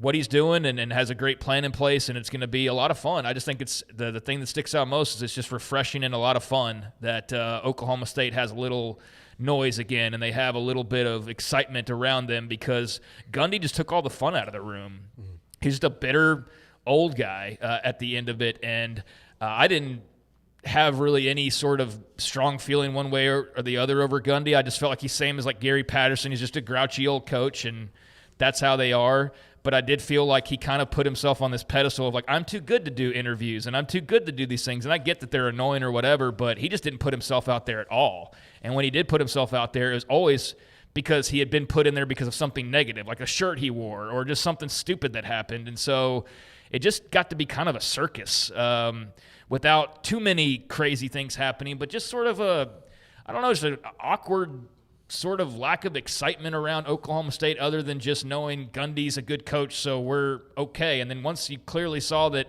kind of time was passing him by, that's when that really stood out more of just kind of how bleh the program felt and was. And so this is a great change over, and I think there's going to be a lot of very exciting things to watch and talk about with the Cowboys moving forward. Yeah, SJL +6 should be a lot of fun in Stillwater with the Morris offense that he runs. And also you mentioned that it just all of a sudden just went south, and they were an inch away from winning the Big 12 in 2021, played for the Big 12, but Texas was the elite team in that game in 2022, and it just eventually, it's like slipping your fingers or slipping off the cliff, and eventually it did. And I think Mike Gundy was fun, used to be fun. They were a fun team to watch. Man, they at home were so hard to beat, and they also beat good teams everywhere, but it just hit the wall. No, I don't know when it changed. I don't know if it was the OAN thing that he got like gun shy to ever really be out in public after that or something, as far as just his opinions on things, or if he was just grouchy old coach who's like, my opinion's my opinion and screw y'all. Like, he was kind of like that feeling as well. And he just wasn't a fun guy to root for. Like, you know what I mean? And when we wouldn't get him, I'd be like, okay, fine, because I don't think we'd get anything interesting from him anyways. But I love talking to Eric Morris, and I think, he's a nice change of pace. Gundy was an excellent coach. No one's going to deny that, and anybody that would is completely just full of it, for lack of a better term. An all-timer, deserves all of the flowers, but it was time for a change, and I think they made a great move at a great time. And, yeah, they are if Indiana can make a move to go play for a national title in short order, then I see no reason why an Oklahoma State can't do something similar. And they've definitely done a good job early on of getting all the big players that they needed to get, all of the big names we've already mentioned a couple times over. But, yeah, that offense, because of that, is going to be a lot of fun like Oklahoma State used to be when Gundy was at his best. And that's what they were known for, like the game I was just talking about. Oklahoma State had some incredible offenses, and I think that time has returned, and I'm looking forward to it. I think that the model that Indiana put out fits them pretty well in that – You don't have to outspend everybody. I mean, it's great if you could, but I don't think that's necessarily the case. I think that if you can spend in the top 10 to 15% of teams and spend effectively, that's something that Indiana Tech and Miami maybe didn't as much credit for because people see them spending. They're like, oh, they just must be giving everybody $3 million. Well, no, they go out and they find players that fit their system really well. So if you have a president who's in line with you and staying out of your way and helping you plan and supporting you, an AD who's in lockstep with you, and the alumni who are in lockstep with you and doing the things that you need to do, then you're going to be fine if you can effectively do that, and you're going to be competitive, because at the end of the day, you can have a $40 million roster, but if you lose the games, you lose the games because of all the different things that can happen in college football. So if they can spend competitively, and I believe that Oklahoma State can, if they can run things, the spine of the program down the way, and the AD has a really good perception of what's going on in college athletics right now, which is he knows that realignment's coming again, more than likely, or he has to be prepared for it. So this is why you move on from a legendary coach like Mike Gundy, and they're ready to go. And they went and they made this move. And like you said, Craig, it couldn't have been cheap to get all those guys, the big three especially, to come there, because they were getting very competitive offers from the rest of the Power Four. Look, man, if Brendan Sorsby's getting like 5, 6, then Drew Messmaker is getting 5 or 6 as well. Yeah. I mean, he was right in that same conversation of best quarterback. Supply and demand. And so, yeah, he was probably getting at least $5 million. I mean, Caleb Hawkins was arguably the best running back available in this region. I don't know. I can't remember the list off the top of my head of everybody that was in the portal. There's thousands of names to remember. On3 ranked him number 1. Okay, so yeah, number 1. Yeah. I mean, the dude had 20-plus total touchdowns. Caleb Hawkins, Wyatt Young was one of the best wide receivers in the entire country.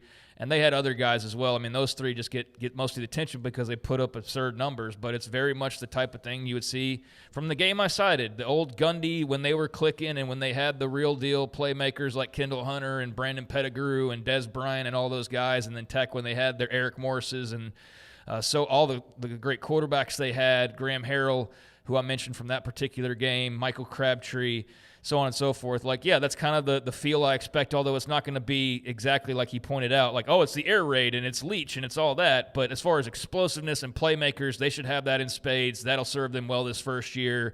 We'll see how they put the rest of it around. But the point is that Oklahoma State is invested. They've got their guy, and now it's about how he builds this out. But in today's college football, you don't need 5 years to build the program up from scratch, and he didn't take over a program that needed to be built back up again. I mean, he kind of just needed to come in there and sort of reconfigure it a little bit, but it wasn't as much as the results felt they were base level. I don't think that they were like across the board that way by any means. I just don't think the results were there, so I think he's got a foundation to work off of, and that means that you are not crazy whatsoever if you feel like they can go very quickly and start winning a lot of football games. You know, they also had the administration issue where they had Jim Hess, who became their 20th president. He was hired officially, took the interim tag off about a year ago. Chad Weiberg's contract was up, and I think they extended him sometime. I know it was a 4-year deal in the fall. So they had a little bit of uneasiness when the president suddenly left.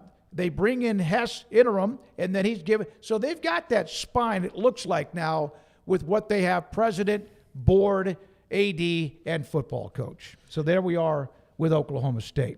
Yeah, they were fun to watch. They all were. You knew that if you weren't careful, you were going to get 40. Someone's going to score 40-plus against you without a doubt. At 5 o'clock, we will have an attorney to discuss sports law, antitrust, and more. We'll have that. And that's going to be with, again, Mark Edelman. But a couple more nuggets to get to as well. When you look at college football now that the dust is settled, we've had the signing day, we've had all of this, take out the legal issues, take out any of that. In football in particular, what did we learn and what can people learn? And will it be easy to learn what Indiana has done and other schools that have all of a sudden jumped into this fray? I think it's easy to learn. I think it's difficult to execute. Or get Cignetti as your coach. Well, right? I mean, look, you have to have a good coach. I don't think anybody, you can't just say we've got to get Curt Cignetti. Curt Cignetti's obviously, at the top of his game right now. But if you have a good young coach, you have a plan that you stick to, then that's going to be then that's going to be the key to it. I think it's a very simple thing of we have to have our ducks in a row. We have to stick to a plan. We have to. That's how it works in pro sports. You have an owner, a GM, and a coach that go through and do all those things and execute it. You have assistant coaches and scouts that identify talent for you and develop talent for you. The plan is not complex. The execution is complex because, especially now, the thing about professional sports is if I own the Red Sox, I don't have to worry about going to a donor and saying, hey, I need to re-sign Garrett Crochet. Can you give me $5 million to re-sign him towards the overall pot? I just know that I have this money or I don't have this money in the budget, and I do it. As where in college, you have to bring in these other big money people, and sometimes those guys have opinions, and they don't really care about like what you think. Because if I'm going to give you $10 million, I'm going to tell you how to spend it. And that's where there's a lot of cooks in the kitchen. So you have to have an alumni and an NIL base that is in lockstep with your overall goals as well. And that means they've got to believe in the coach. Well, I think that Oklahoma State feel pretty good. And like you said, a honeymoon period, they could end up being, with the players they have and with Morris, Craig, you mentioned they could flip it. I'm not saying they're going to go 10-2 or whatever, but they could flip it in this conference, even with the teams that were good last year, BYU, Tech, et cetera, that you think they'll be good again this year. They are. I really like Eric Morrison, a good hire for Oklahoma State. Remember, he mentioned Zach Robinson, or you did. He was the one that a lot of people thought was the favorite. He would be the next head coach at Oklahoma State. Of course, he's been coaching in the NFL. Yeah, he wants to stick in the NFL. It was a name that was brought up initially that was kind of a dream scenario, and then quickly as they started to kind of go down the list, it was just the name that was the initial reaction. And so as the days started to roll off the calendar there early on, you saw where, okay, that's not really that realistic or that much of a sure thing as maybe it appeared on day number 1 of speculation.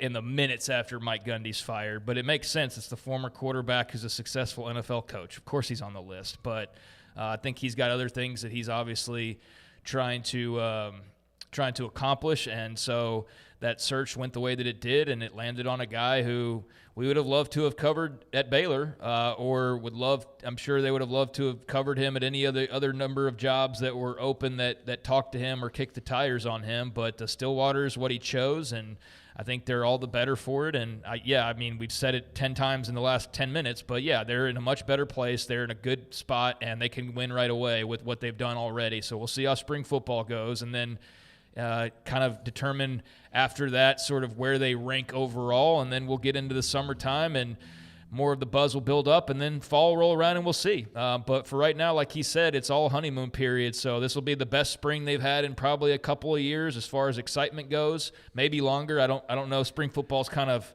gone to the side a little bit overall, but I think spring football will be exciting in Stillwater this year, and there will be a lot of people turning out just to see what this new team and this new scheme and new staff and everything else looks like. So yeah, I would hesitate right now to start putting any proclamations out there of like they're going to finish in the top 5 of the league. But would that surprise me? No. Would it surprise me if they won the Big 12? Yeah, just that quickly.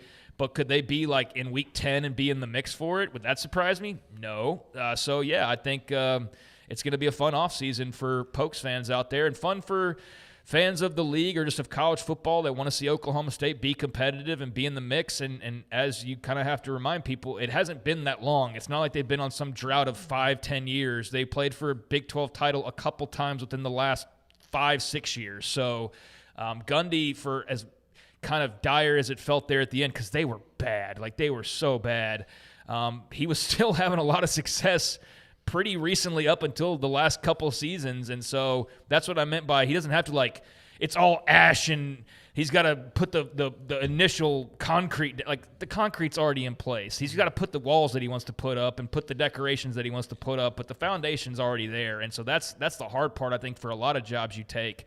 And that's something that he doesn't have to worry about, which will be even further beneficial. They do have in week number 2 Oregon at home. I don't think that's like a neutral site game because sometimes a good non-conference game can be, but they have Oregon in week number 2. They open with Tulsa within, of course, the same state to start the 2026 season. Well, I would hope that it's a better result than last year's Oregon game. I would think Yeah, that it would be. that I don't was- think it'll be hard to not make it a better result than last year's Oregon game. And that game actually stuck with me because I have no negative feelings whatsoever towards Oregon.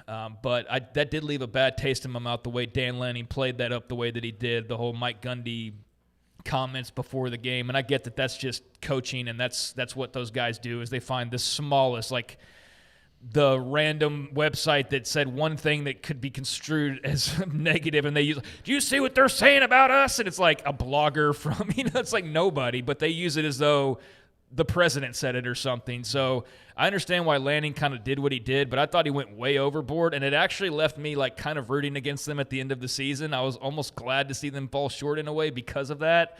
I'm not going to hold a grudge or anything, but yeah, that rubbed me the wrong way, and that was a real low point, man, because you were getting disrespected not only on the field but off the field too. You're kind of being like made to like, I mean, he was trying to really go at Gundy and just them and in general. The comments to me weren't that bad, but yeah, I would expect a much different this time around, is guess what I'm getting at. And I probably would still pick Oregon this time around just based on everything we know, but could it be a lot more fun game? Yeah, I think it'll be impossible to not be a more fun game. They have Dante Moore coming back, right? Yeah, they do. And they still have the head coach and obviously got the win in the playoffs before they got dismissed. When we come back, we are in a new studio. We opened this up and debuted it on Monday. Some of you have had questions in the chat room that you'd like to know about, and we need to also let you know of other tweaks that we have coming because some of you have really good questions about the lighting or the graphics and more. And so let's come back and discuss that a little bit and also tell you where we are. This is 365 Sports. QC Kinetics. I can't tell you how many times I've had steroid injections in my back to help me with my hip. Many different times. And finally, back in the fall, I went to go see a place. I got a consultation at QC Kinetics. My good friend R.J. Choppy kept talking about him. He had elbows in which he had aches and pains. He could not hold a water bottle and squeeze it. He's a pretty good young guy. He's in his upper 40s. QC Kinetics, I continue to wake up every day, and I had this kind of a pull, tug, sometimes soreness in my right hip. So I went and visited with them. I've had the steroid injections, kicking it down the road. This is different. QC Kinetics is delivering regenerative treatments that actually take what's inside of your body and putting it back in your body after they spin blood, plasma, platelets, and even stem cells, etc., and letting you heal yourself. All the other stuff, the medicine, this is different. It's I have experienced tremendous change. I played golf Sunday morning. I did not have any kind of soreness Sunday night. I've worked out every day since we got back from San Francisco, and nothing is something I can't do. It used to be, I can't do that, I can't do that, I can't do that. I got to get bigger, better, faster, stronger, and I will. Start getting rid of the pain. Stop kicking the can down the road. There's a couple of numbers I want to give you. Dallas, 713-913-5286. And in Houston, it's 972-97. Houston, 713-913-5286. And in Dallas, it is 972-972-8610. This is something that will work after just 2 or 3 treatments, if not immediately. Something that will give you relief and get rid of the aches and the pains. Regenerative treatments from what's inside of your body back inside your body. Believe me, it works at QCkinetics.com. Penny Clinic Men's Healthcare in Woodway is now proud to offer you men an exceptional weight management body sculpting product called semaglutide, also known as Ozempic or Wegovy. Semaglutide is an FDA-approved weight management medication. Once-a-week injections of this powerful medication offers an average body fat weight loss of 20% within the first year of treatment. In addition to body sculpting, semaglutide also normalizes blood sugars and has the clinical research proof of reducing blood pressure, cholesterol, stroke, and heart attack risk. If you're like most men and you have stubborn fat that will just not respond to typical diets and exercise, then help is finally here. Semaglutide. Affordable, highly effective.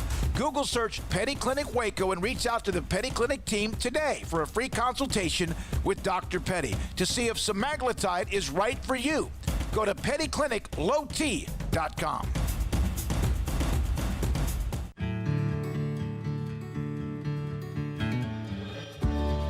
Whatever it is you wrangle, whatever seeds you sow, no matter what you nurture or what you choose to grow, at Texas Farm Bureau Insurance, we're proud to protect all Texans. Serving Central Texas since 1889, TFNB Your Bank for Life takes pride in being more than a bank.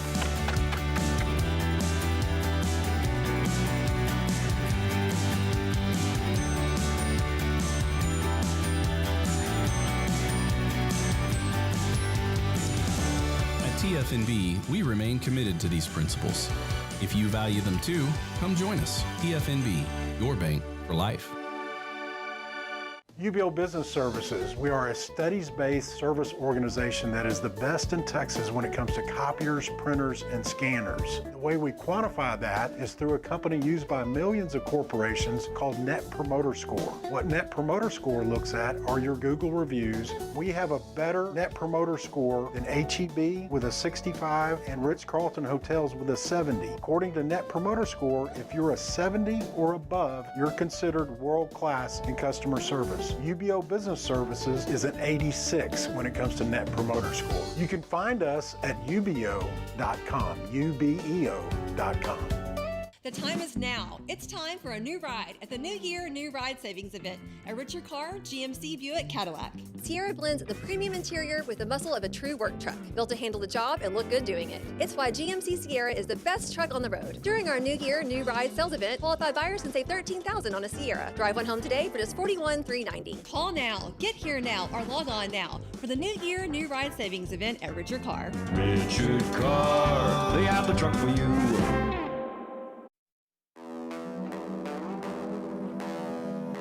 This is 365 Sports.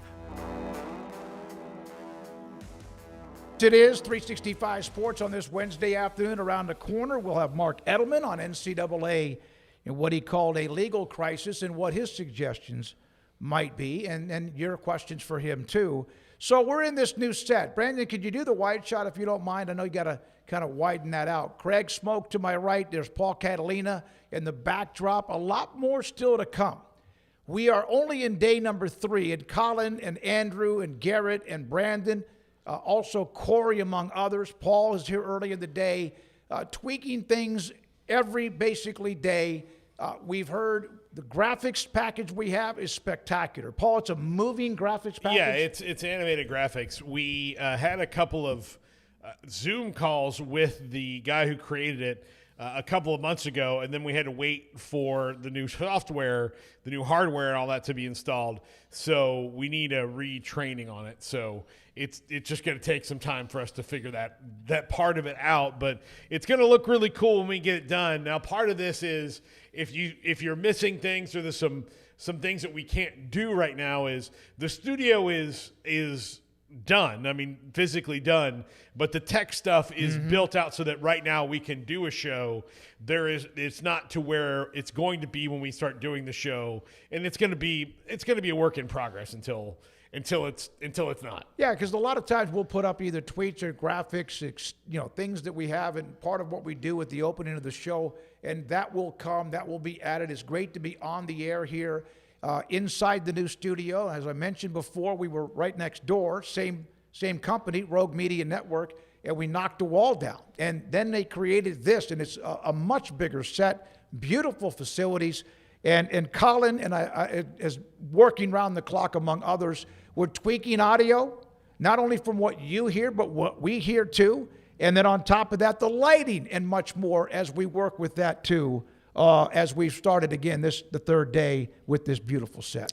Yeah, I mean, it's very promising, and I appreciate all the folks who are lifting the heavy weight when it comes to a lot of this. A lot of work done last week while folks were at the Super Bowl, but now everybody kind of reconverging and getting settled in, and just working out some of the kinks and some of the things that maybe are a little bit different than you figured, or take a little bit more time to grasp, whatever the case may be. But this is not a finished product. This is I don't know if it's early stages, but it's like in the middle, I guess you could say. The big part of getting the studio built is done, but now kind of tweaking all the things around that and what that means is where we are now. So, you might from time to time hear a little random glitch or something like that, or see one or whatever, and that's just us all trying to get used to everything. And then once we do, which will be in short order, then it'll be I think silky smooth, and it'll be very cool to be on the other side of it watching it. Because it's already, I already know I just feel better being at this table than where we were set up previously with, like, the separate tables was good there for a while, but it was time for a change and time to do something different. I think this layout is a great improvement. I think the backdrop's a great addition as well, and just everything we're going to continue to tweak is going to be a lot of fun. So, I think the exciting part is that this is just the beginning. This isn't like, all right, here it's all done, and it's not there yet. So excited about what continues to come with every new day and every new little tweak and adjustment. The mesh, the wire behind you, kind of a cage look. There can be props put on that for future reference if we wanted to add. I know a lot of you love the helmets. We still have a lot of work to do, but appreciate the questions as well. One other note was the color. Paul, let me do a shot of Paul. Now, Paul blends in because you're gray. Sure, but it's still clear as a bell. It's very, very clear, but someone brought that up. That was my plan. Was it? I wanted to blend in and just kind of pop out. Not only this is a total accident, but it's like they took this and color matched it at Home Depot. Like I would like to paint a room this color, and you just bring the shirt, and that's all, because it's almost exactly the same. So I guess this will have to be retired from the show. No, it's clear. It's clear. Somebody brought that up. I'll have to get some tats. Yeah, there you go. Yeah, get some tats like Jake Paul or someone like that. All right, so we wanted to answer some of those questions, but thanks again. There's a lot of people working around the clock. It's great to be in the studio. We had a great time in San Francisco. We enjoyed the time in San Francisco. And, oh, by the way, while we were in San Francisco, a lot of this knocking down even more stuff and putting it up happened while we were gone. So that worked out very well, too. When we come back, we're going to hear from Mark Edelman. He says the NCAA seems like they have a legal crisis. What are his suggestions for them? I know how Craig feels about the legal issues and all the lawsuits and more. I know how I feel. Paul, he doesn't like he likes it all, but he gets it a little bit more. But we're going to let him answer some of the questions. And I used that tweet from earlier today. Reached out to him. He was teaching a class, said he could be ready at 5. And so he is next. And this is 365 Sports. Ideal. MRI.com with Dr. Rob Maxey and his staff. We appreciate them and what they do. Couple of different things in what you need. For example, I've talked about some of the aches and pains I've had over the years. Maybe you have something like that too, or something that continues to be more than just soreness. Something is really wrong. A ligament is torn, or it's not where it needs to be, or you have something else going on with a muscle. Well, Ideal MRI can help you with that. They have a state-of-the-art imaging machine. It's in Waco, at the southern part of Waco off I-35, and it will only cost you $497 or less every single time. I have been in the machine. The techs and the specialists are fantastic. There's not a long wait, and yet they have people going through there every single day. And the doctors love Ideal MRI because they get the images in the portal very quickly. Then they can decide, okay, this is what we thought, or maybe we need to do something different with the diagnosis. IdealMRI.com. With over 25 years of excellence in IT, Carrion Solutions is your trusted technology partner. From managed IT services to cutting-edge cybersecurity, our expert team delivers tailored solutions that drive success. Our portfolio includes products such as Veeam, Bitdefender, Microsoft, Cisco, and Fortinet. Call David Carrion and his team of experts. Call 888-522-2221 or visit us at carrionsolutions.com. Established in 2007 and independently owned, Alliance Bank Central Texas is committed to helping families and businesses meet their financial goals. From their tellers to their board of directors, they know the importance of superior service and competitive products. Customers have confidence knowing that their financial needs are in good hands. It's your bank, Alliance Bank Central Texas, with 2 Waco locations, 4721 Bosque Boulevard and 191 Archway Drive on Highway 84, and at alliancebanktexas.com. Member FDIC and equal housing lender. It's time to compete against yourself. Finding too many excuses not to work out combined with bad eating habits, and Waco Regional Tennis and Fitness can help reach inside your competitive soul. Discipline, getting results you've only dreamed about, personal training, group exercise classes, and even a tanning bed, world-class tennis facility, and pickleball courts and lessons available. Waco Regional Tennis and Fitness, spacious, clean workout rooms, free weights, state-of-the-art technology, weight training equipment, and no intimidation. It's time for you to react today, not tomorrow, at Waco Regional Tennis and Fitness on Lakeshore Drive in Waco.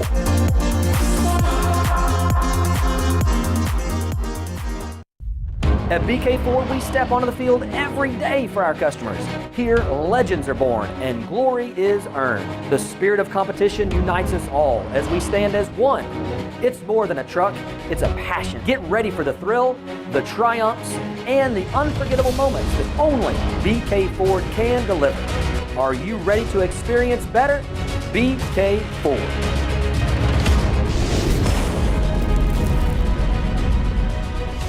Hello, I'm Camille Johnson with Camille Johnson Realtors. We specialize in selling residential real estate agent all across our community, and we love serving all types of families. We have been in business at Camille Johnson Realtors for almost 9 years, and I have been a residential real estate agent for almost 40 years.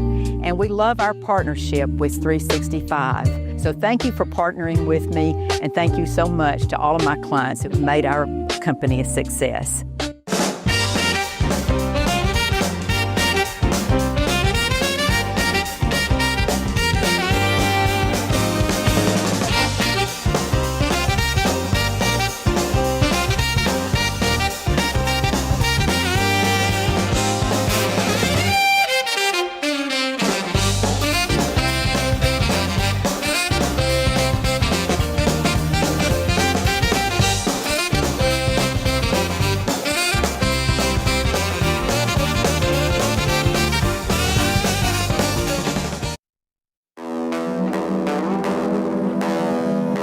This is 365 Sports.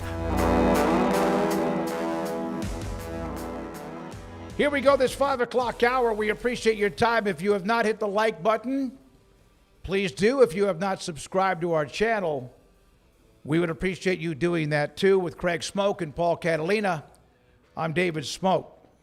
Every afternoon we start at 3 on 365 Sports. Do we have him, Brandon? Mark Edelman, he joins us. And I'm so glad because this was like a quick hit. I had asked him about coming on, and he said, hey, I got a class. Let me teach the class I could come on today. Tenured law professor, Fulbright scholar, sports ethics director, attorney, former Skadden, also antitrust, IP, higher ed, sports, etc. Mark, your tweet today is what caught my attention, but I've seen other things that you've written as well. But the problem the NCAA has with the crisis, so to speak. Thank you for your time. How and what would you suggest if they asked you to come be a consultant? Well, first, thank you very much for having me on the show. As a little bit of a background, I've practiced antitrust law. I predicted the NCAA's antitrust issues as early as 2013, and I predicted the outcome of the Alston case would be 9-0, meaning that I knew that the NCAA would be found subject to antitrust law. Now, if the NCAA came to me for advice and said they want to keep most of what they do, and they want to keep most of their eligibility rules, and they want to have salary caps, what I would tell them is stop pretending to be above the law and stop running to Congress, and start looking at analogs of the sports leagues and ask themselves, how is it that our major professional sports leagues like the NFL and the NBA and somewhat smaller leagues like Major League Soccer have been able to keep in place their restraints without regularly losing in court. And immediately, two options avail themselves. One is if you don't have something called market power, you could act collectively as part of a joint venture without violating the law. So these eligibility rules are continue to be put in place on the national level. If you shift them out of the national level and you have these rules on a conference by conference level, where the conferences are not colluding with each other, that probably would be okay. The other thing they could do, and the presidents won't get out of their own way, is to stop their fight against revenue generating college athletes unionizing. And if the athletes do unionize, you could bargain over these rules under a multi employer bargaining unit. And it's well established that the products of good faith collective bargaining, and we see this in professional sports all the time, are exempt from antitrust scrutiny. So that's not one, but that's two strategies that the NCAA member schools could easily take if they're willing to give a little bit for a lot of gain. Mark, one of the things that's confused me about this, especially since the NCAA is run by a former congressman in Charlie Baker, is the way that Congress has operated for a long time, and especially now, is they're not experts in everything. And while they may pretend to be a lot of the time, when it comes down to actually writing the laws and things, they basically want people to kind of do it for them and then bring it to them, and they'll codify what they make. Why does the NCAA not know this? And when in their pursuits of Congress, because if they did everything that you just said and then had to get a couple things codified like eligibility, then it would seem to be easier to get them on board instead of going to Congress and saying, here, make a law for us. Well, the NCAA has gone to Congress, and they have told Congress what they want. The reality is what they want is so ridiculous from an element of equity that Congress will never adopt it. The proposals that have come from the NCAA lobbyists have sought a complete exemption from antitrust law, even though they've been found repeatedly in violation of antitrust law, and then a complete exemption in certain cases from labor law, where the college athletes, no matter how much revenue they bring in and how much control is exercised, would not be deemed as workers. And in essence, their proposals have said to Congress, give us carte blanche authority to do whatever we want. And then at the same time they're asking for this, we continue to see colleges allowing coaches out of contracts where they're already making millions to make millions in other places. And they tell Congress that all of the schools are losing money when in reality the math is questionable at most. So they're applying this strategy, but what they're asking for just doesn't make economic sense and doesn't make ethical sense. You know, there's a lot going on. There's still some of this junior college discussion about whether they should get an additional year because of the Pavia ruling. There's also, I saw something that was put out, which is the Johnson versus the NCAA, which is yet another lawsuit. The Bediako case, at least the injunction was just settled. It's like they're getting hit from every side, isn't it, Mark? Oh, they absolutely are. And with all due respect, this is an association that in many ways deserves it.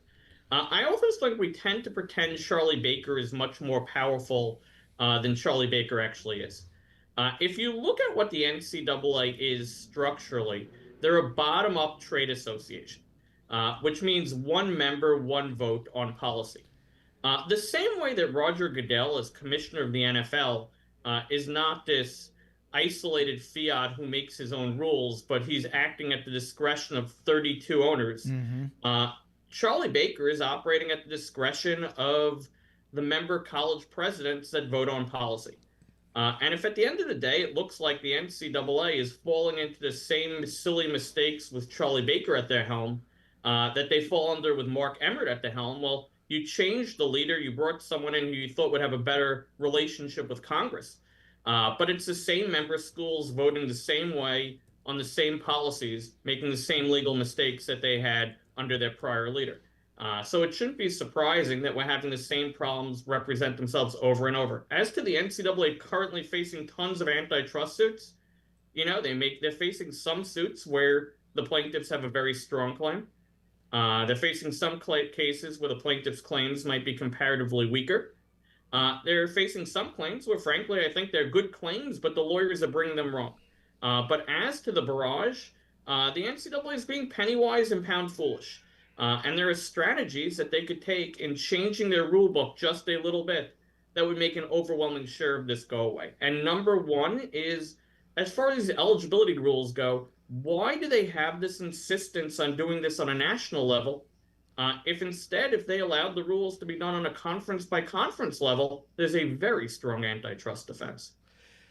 Mark, the way that they have lost in court over and over and over again would seem to me that college presidents who are highly educated people would say, how do we keep losing? And it feels like they're trying to outsmart the system. Have you seen a shift from at least the presidents where it's starting to tilt in the, can we please stop losing? And if we're going to pay lawyers, let's pay lawyers to do something that's going to help us in the long run as opposed to hurt us? Well, it's a great question. You know, we did see the tilt, and then they've fallen back.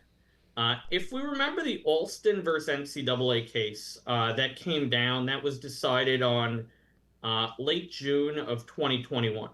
After it was found unanimously that the NCAA member schools was subject to antitrust law and indeed violated it, we had this beautiful period from June 2021 and maybe to close to January of 2023, where I think we had some introspection on both the college president level and maybe the more collective level, where all of a sudden the NCAA member schools said, we're not going to try to regulate third-party compensation.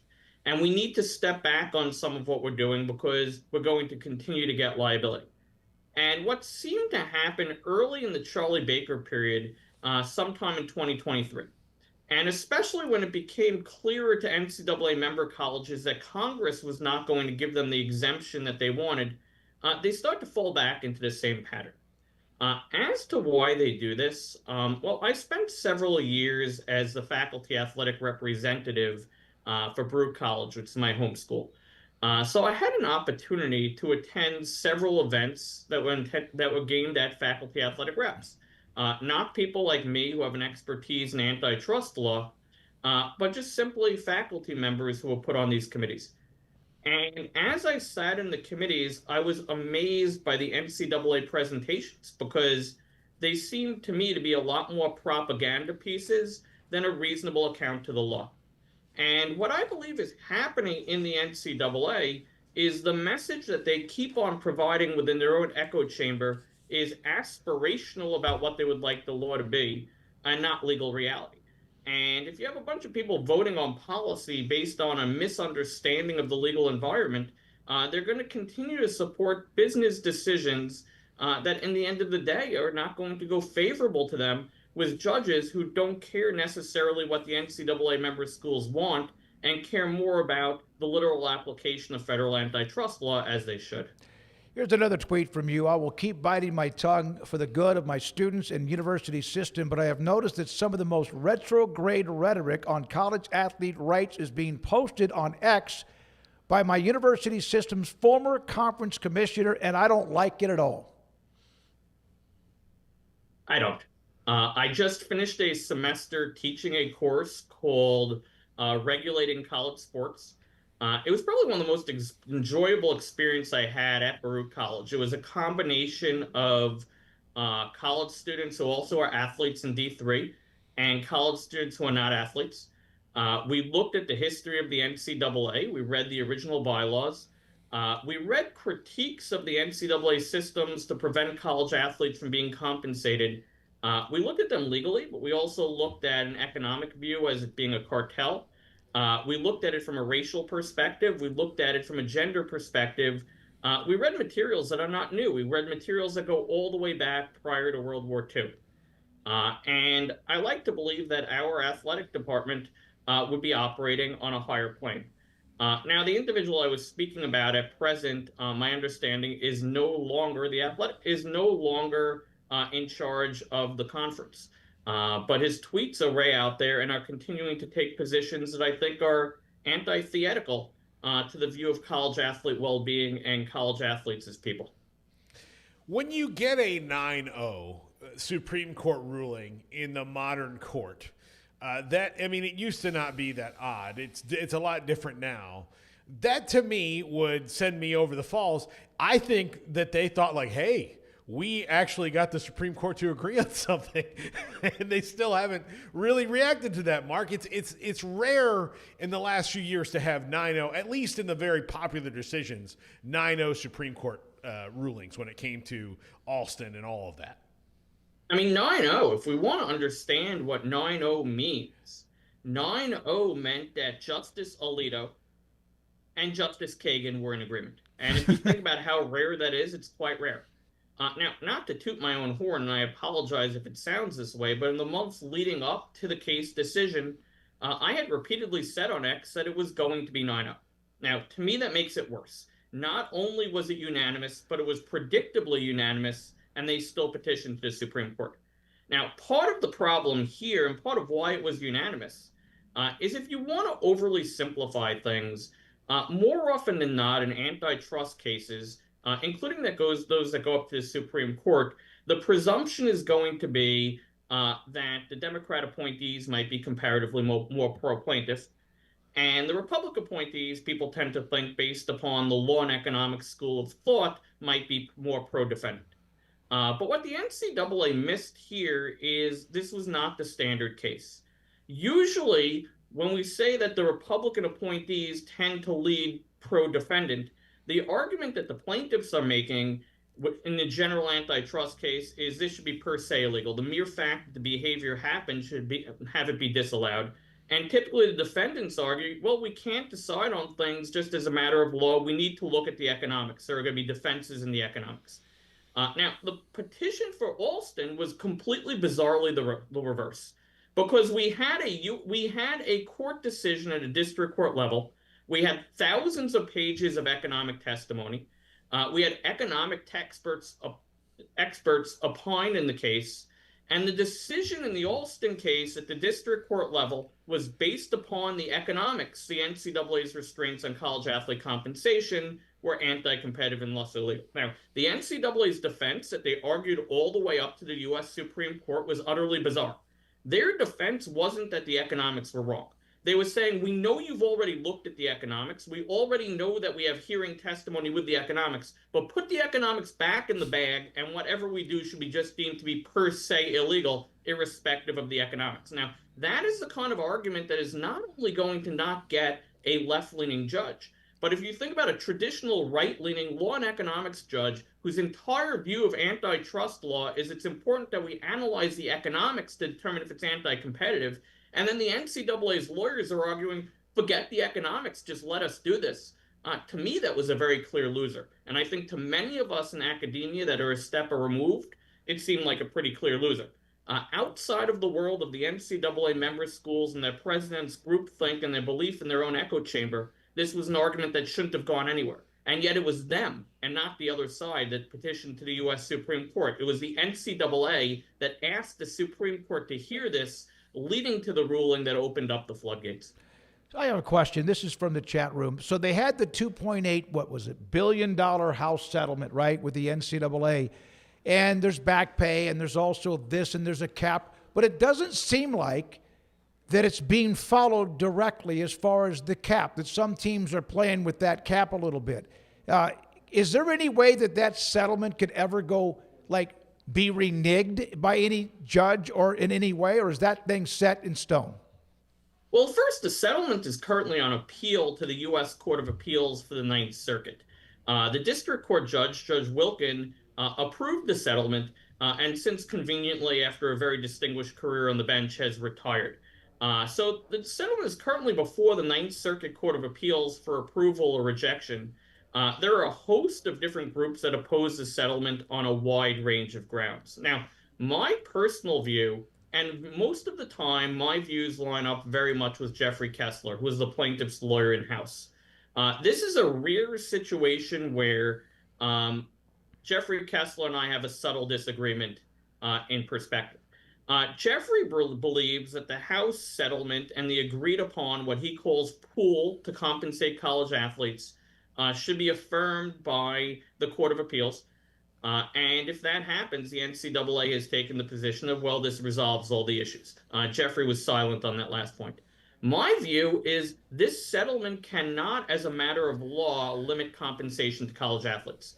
And the reason I say that is there was already a decision that came down from a federal district court in a case Tennessee versus NCAA that said restraints on third-party compensation to college athletes is an illegal restraint to trade, or at least issued a preliminary injunction enjoining the NCAA from stopping third-party restraints. So the House settlement, to the extent any of it is binding, should not have any impact on third parties, including boosters or collectives paying college athletes, which would create an interesting circumvent. But even beyond that,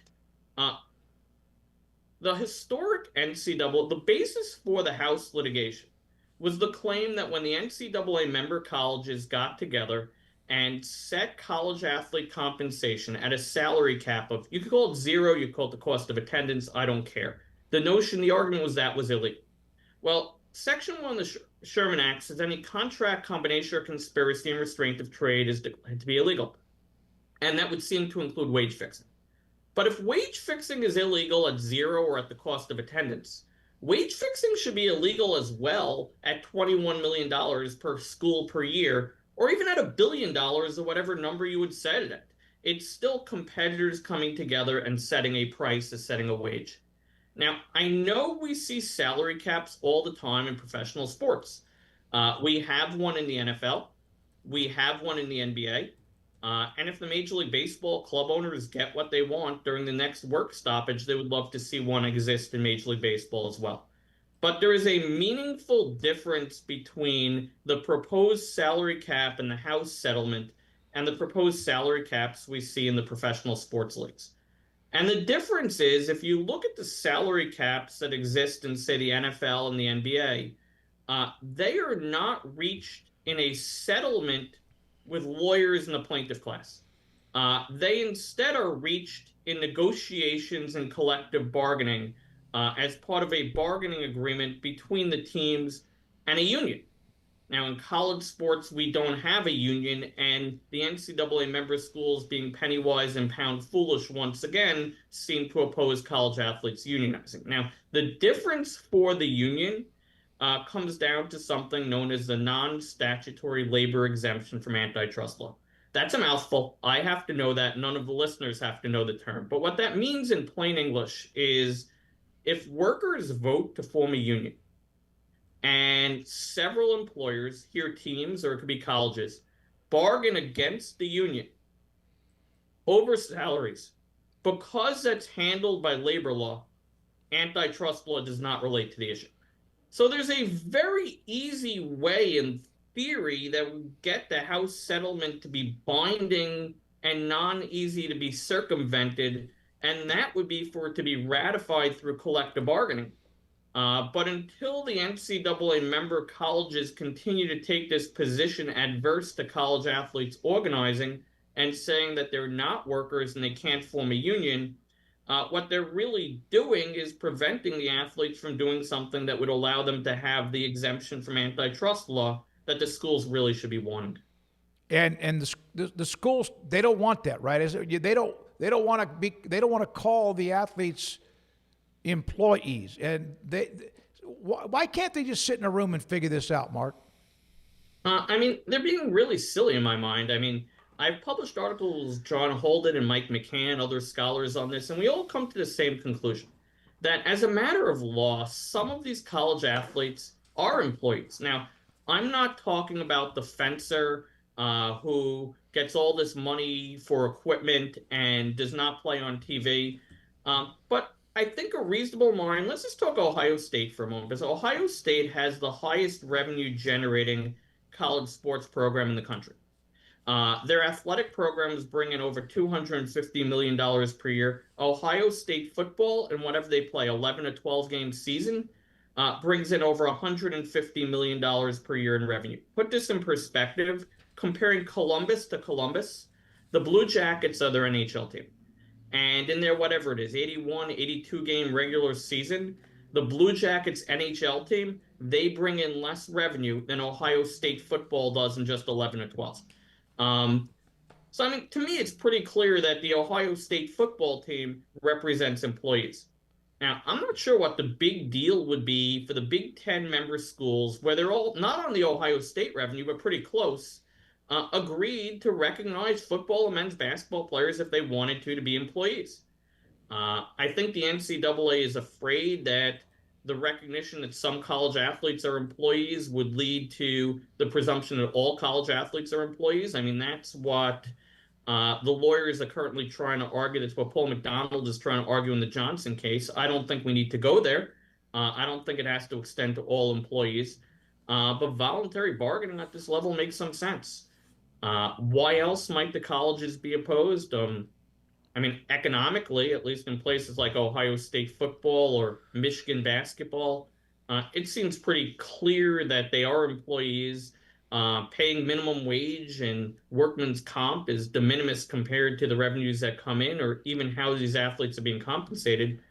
I think there are some coaches, athletic directors, maybe even presidents that don't want to allow college athletes to organize, that like the notion that the athlete has historically been disempowered and is afraid of a change in a power dynamic where these individuals who they once were able to control with very few ramifications now have organization and leadership. I mean, that certainly could be another reason for opposition. But again, on balance, short of Congress stepping in and giving the NCAA these exemptions, which they probably won't do and certainly should not do, recognizing and revenue generating sports of college athletes as employees seems prudent.